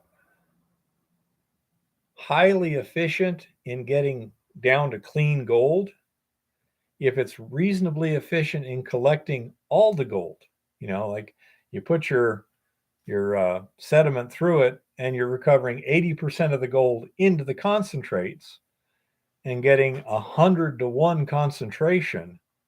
Now those concentrates are a whole lot easier and more economical to leach because you have less disposal issues, less chemical issues, less everything. You're dealing with 100 times less material. The first step would be to try and concentrate it where you're not losing too much out the end. Get as good a concentration as you can, but mainly you just don't want to lose any because the leaching, then you take those concentrates, run them over a good gravity separation like an RP4 table or something that'll get the coarser of the fine gold, and then run the rest of it to a leach, assuming that there's still plenty of microfine gold in there to get. But I say that's, you got to balance all these things out. And, at each step, it's what's the cost, total cost to process. That's mining, milling, disposal. Obviously, if you're taking a ton of river sediment and mixing it with chemicals, you now just can't throw it back in the river when you're done with it. And so that's not a good thing. On the other hand, if you're dredging, as you just mentioned, and you're creating concentrates, and let's say you made, I don't know, where we were dredging, we were getting 30, 40, maybe 50 pounds of concentrates in a day. Okay. Well, take those, run them over again. Some kind of reasonably, maybe a small recovery sluice or something like that. But then take the tailings, and typically at that point, you can also screen it. If you know that at this point, I've got everything 100 mesh or bigger out of the material, then you can screen it to 100 mesh. throw away the coarse stuff. Why bother leaching that? Okay. Now you've got rid of another 60, 70% of your material. And all you got is the real fine stuff with the microfine gold. Then you can, leach that if necessary. It's also, once you've thrown away the larger materials, now if you put it through another gravity extraction where you got a lot smaller particles of gangue, then it becomes a more efficient gravity separation technique. Classification always improves gravity separation. The closer the gold particle size is to the gangue particle size, the easier it is to separate. So it's typically run a separation, run a classification, then run another separation. That sort of thing is usually the way you're going to do it if you're trying to get the fine stuff. Okay. But when you're done, and I think,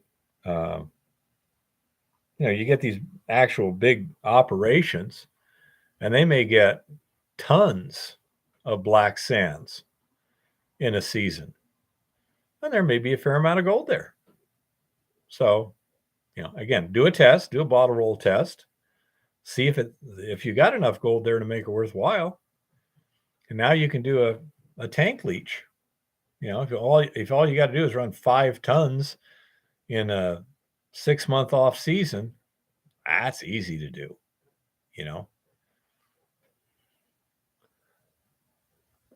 The denser the other stuff is, the harder it is to gravity separate.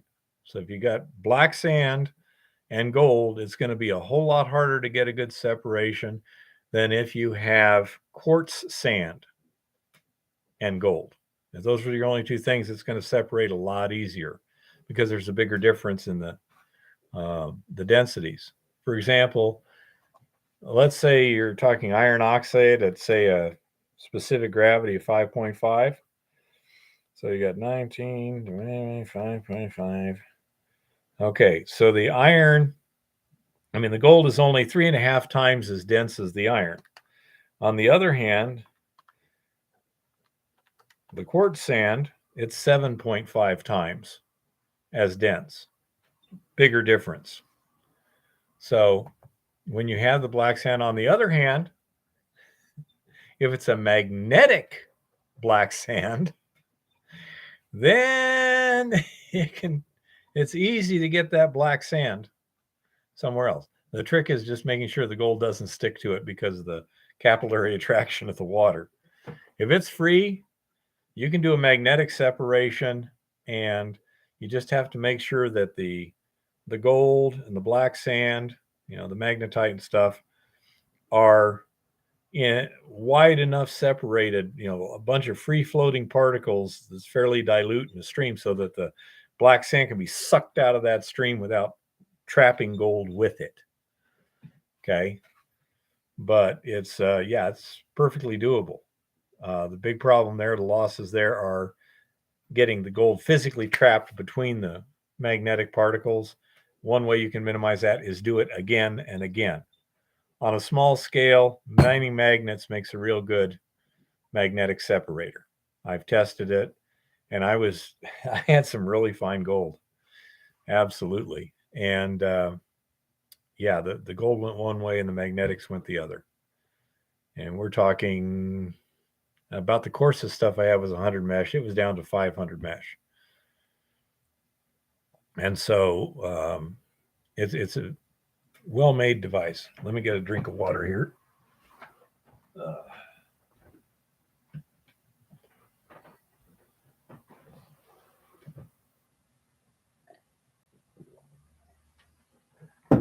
At every stage of concentration, all these things are just different ways of concentrating. When you leach it, you take it out of the rock, you put it into liquid.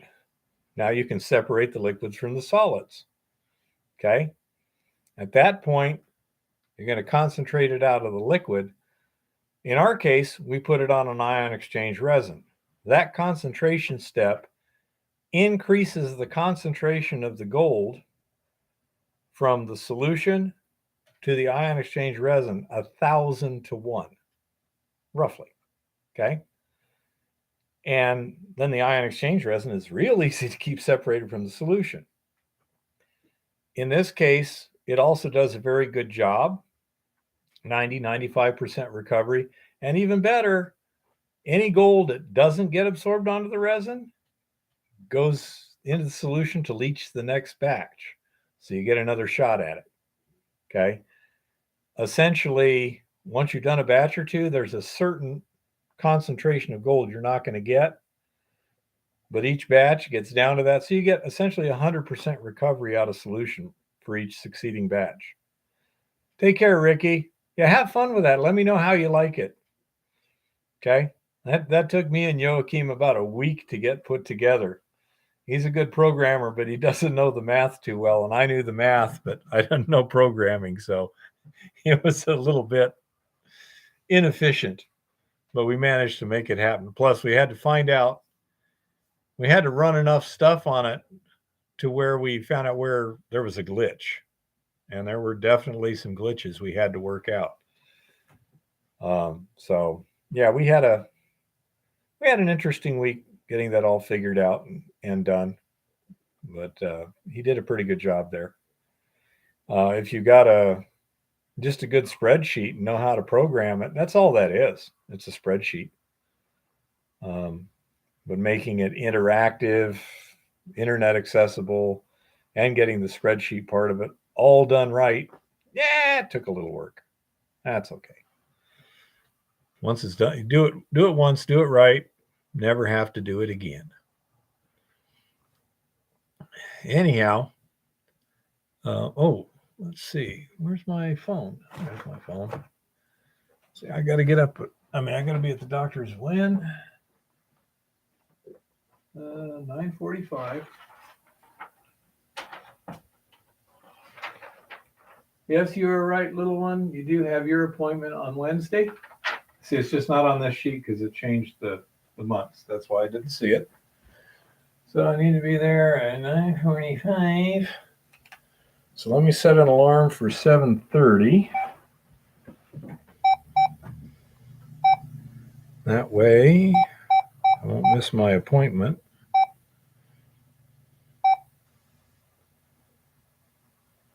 And let's see, what the heck temperature is it going to be at that time of the morning? Below 0. You're probably right. Let me see. 7 a.m. Negatory, Chicky Poo. We got a heat wave coming in. Oh, 12. No. Sorry, that's not the. Yeah, even then, it's 27 degrees for a high. It'll be 13 degrees for a low that night. Tonight, it's -8. 7 p.m. Why does it always do that?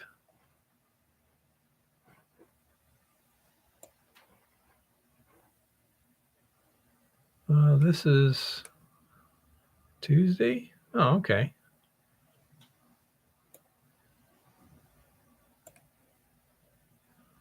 Okay, it says it's going to be around 0 degrees when I get up and like 5 degrees by the time I got to go to the doctor. So I probably ought to get up and go plug the engine in. Okay, that's what I needed to know. Yeah, you're going to want to move bugs so you can plug the engine in. No, it's there. It's up front there. I can plug it into one of the things along the row of house I rooms there. thought you weren't supposed to do that. For a couple hours, no big deal. Occasionally. Thank you, Shaggy. Yeah, Adam, I'm a dinosaur. 6? Do you mean time or do you mean temperature, Chris? I got to be at the doctor's at 9:45. I got to get up at 7. And then I guess what I'll have to do is just put some clothes on real quick, run down there, plug it in, and start warming that engine up. That way it'll start a lot easier. Yeah, it was a little difficult this morning. but it was in those same temperature ranges around zero, actual engine temperature. So by heating the engine, it'll start a whole lot easier. A couple hours and it'll warm it up enough that it'll fire off a lot easier. That's the main thing. Just so I'm not cranking it forever. Oh, yeah, I don't like when it's that cold. It takes a while to get the oil circulating. It kind of cranks a little slow too.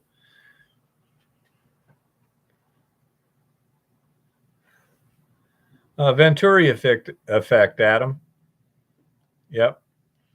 Today, I don't know how cold it was when we were out. It was about 5 degrees or something. Even the breeze was painful. It wasn't windy, thank goodness. I mean, just a breeze was really uncomfortable. Luckily, around here, when it's really cold, it's usually not too windy. I don't know what would happen if it was, like -20 and a 20-mile-an-hour wind. I mean, Like Great Falls. that would be, boy, that would be dangerous, really dangerous. Yeah, I mean, it's already dangerous. It's just... Yeah. -40, huh, Adam? Yeah, that sucks. Absolutely. You get some wind with that. Yeah, you need face mask and stuff. Yeah, you need your balaclava on and goggles so your eyeballs don't freeze. Oh yeah, that's bad news. That'd be bad juju. Yep, bad juju. Exactly. So yeah, so I'll get up and plug the truck in. That way I can get over there. Live in Canada for that experience, huh? Yeah.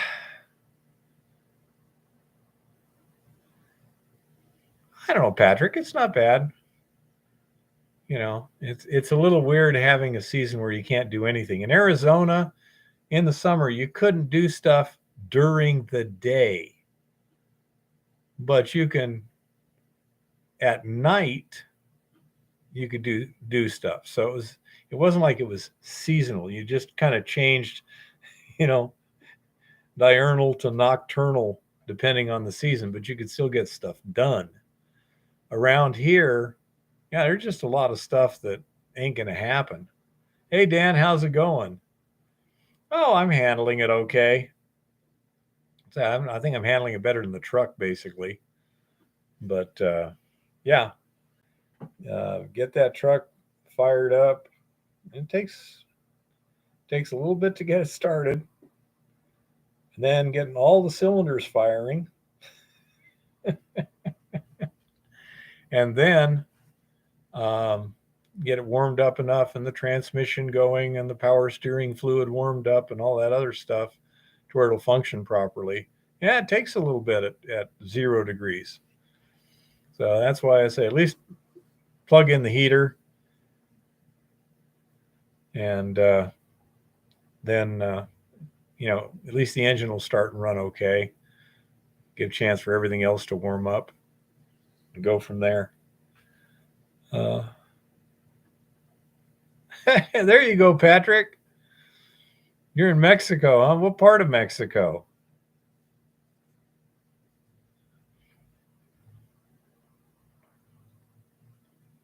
I'm nervous about going to Mexico anymore just because of the cartels and stuff.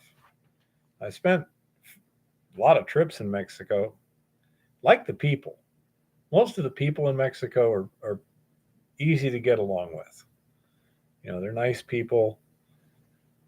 But with the cartels and stuff, it makes me a little nervous.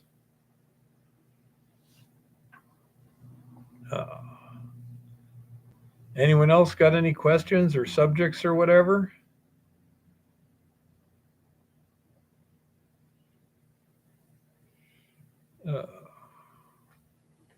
Been 3.5 hours, so.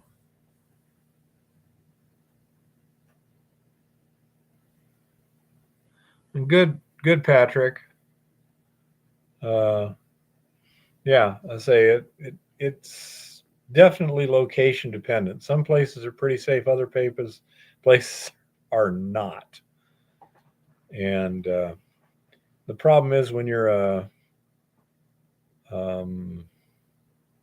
tourist or somebody just kind of passing through, it's really hard to know ahead of time. And by the time you're looking down the barrel of the gun, it's a little too late to change your plans, I hope it's been good busy, Dan.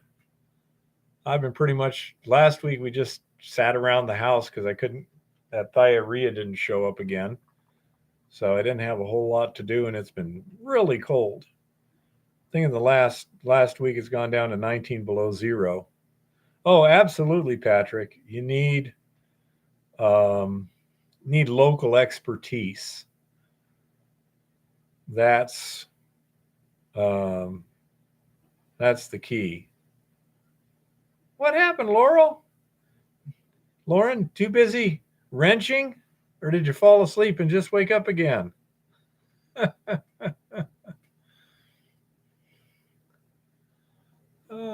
More symmetrically than me, Chris.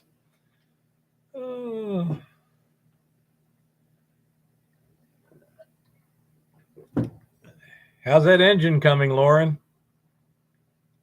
Yeah, I thought you've been busy wrenching.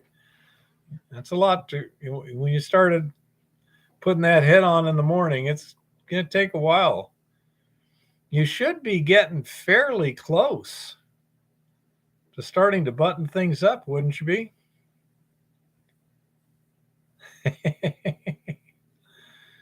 W-O-N or W-U-N?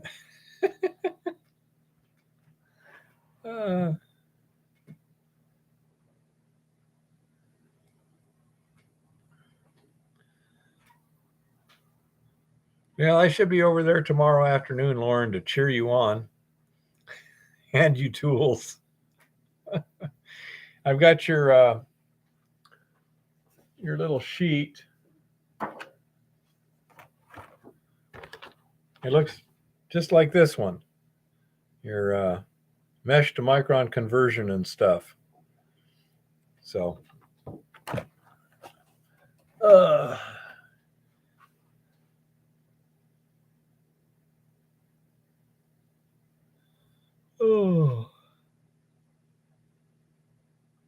So, anyhow, yeah, I've got your copy in the yours and Eva's, which is my copy, in the truck.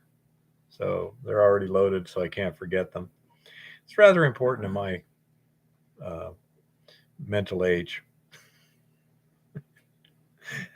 It's so annoying. Where was that chartreuse 2-pound hammer I just had in my hand? Yeah, I suppose if all the tools were chartreuse, it wouldn't help that much. Yeah, exactly, Chris. It's mesh size, micron, mesh micron, millimeters, inches, the whole thing. Nice little reference guide you can put in the lab and have when you need it.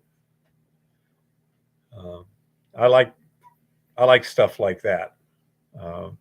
It's easier than which version of mesh? I don't know. Says mesh. Determining mesh, simply count how many openings there are in 1 inch of screen. The number of openings, mesh size. The light matters because of the size of the wire used in the screen. Beyond 400 mesh, particle size is normally defined only in microns. It doesn't say.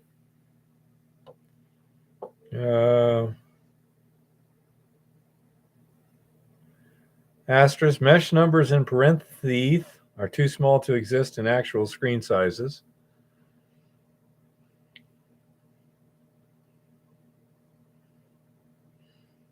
That's an interesting question. Let's see.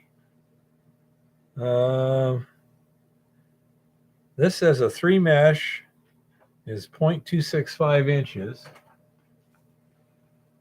Let's see, this has a 10 mesh. 10 mesh on this one is 0.200, and 10 mesh on this one is 2.0, 2,000 microns. So whatever mesh size, where 10 mesh is 2,000 microns, Chris? I don't know. According to this, fine sand is 60 mesh. Beach sand is between 140 and 170 mesh. Average human hair is about 210 mesh. Anyhow, so yeah, I understand, Chris. I don't know.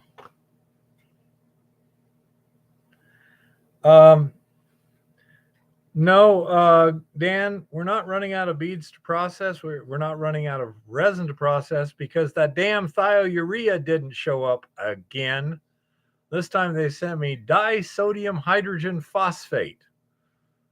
So we've gone to a local chemical supplier. They ordered us a 25 kilogram bag, $420, but we'll have plenty. It's going to take another week or two, though, to get in. So limited as to what I can do right now. I have a few things I can do in the lab. Eva's got a lot of stuff to do, smelting, etc. And so we've got some things to do. We got some issues on the truck that don't know what exactly is going on. There's vibration again, but I mean, it's I think it's the combination of the pinion angle and the splines are starting to get just a smidgy poo worn. And so as soon as Lauren's got the time, I got all the parts. We'll change those rear spring bushings and see what happens to that. And then it's the engine that's got the coolant leak into the cylinder somewhere that's intermittent, and put some more sealant in it and it stops. And yeah, so we'll have to get that fixed before springtime. But overall, nothing huge. We'll figure it out.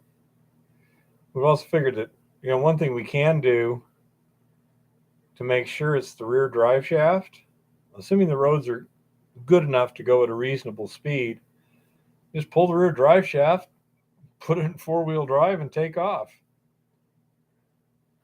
If the vibration's gone, it's the rear drive shaft.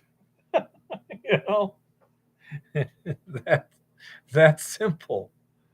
Yeah, well, I don't blame it too much on the truck, Dan, because I really haven't, fixed everything as soon as I found it was a problem. Like I've been putting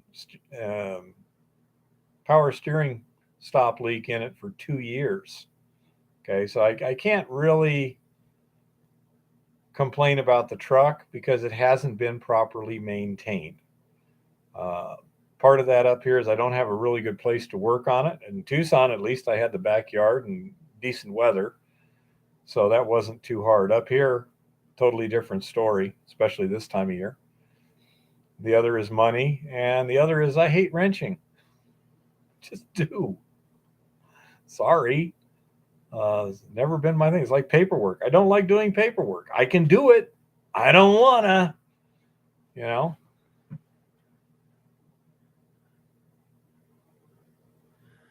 Yeah. And I say, luckily, last year, Lauren found me, and now at least there's a facility where in winter I can work on it reasonably. He's got a nice shop. For an individual person, that's a nice shop. And so we can pull it in and work on it. But I won't be able to be much help to him now. I was hoping to get it done before I had surgery so I could be more assistance. Now, I have to admit, Lauren is the kind of guy that he does stuff. If like we're working on my truck, it's like, no, he's working on my truck and I'm helping him because he just jumps right on it. He's a good friend to have like that. But so I'll say, but I won't be able to be much help at all to him now. Things like, pulling a tire off or whatever. I can't wrestle a tire right now. But I say we shall see what we shall see. But we got plenty of time to get it fixed, so I'm not terribly concerned. This spring, there's a good chance in April, my son-in-law is going to bring an engine, and then we'll spend a couple days putting that in. And it'll be basically a non-standard 350 for a 76. Things like Vortec heads and a throttle body fuel injector on it. But other than that, I forget what it is, like a 97 or something like that.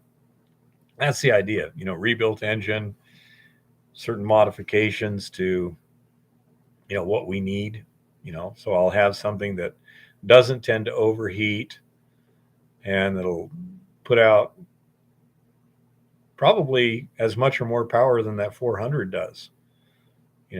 Things like Vortec heads make a big difference. So I get better mileage, better power, less heating. So that's what I'm hoping will happen. We'll see what happens, but that's the tentative plan. We shall see. The way things are going, hell, maybe nuclear war by April 1st.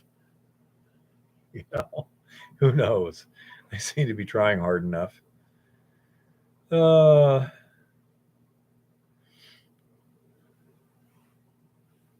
Yeah, Lauren's a good guy, Dan.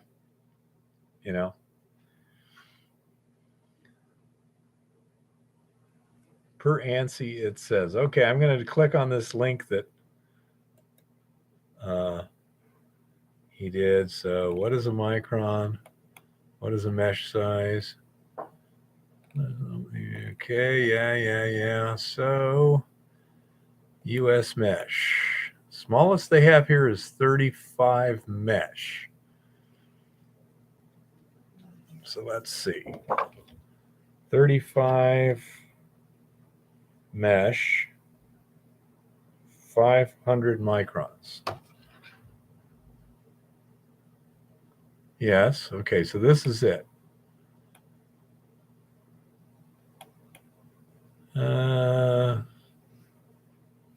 So yeah, this is the mesh size. American National Center for Industrial Wire Cloth, ASTM E11. Okay, so it's ASTM E11, whatever that means. Okay.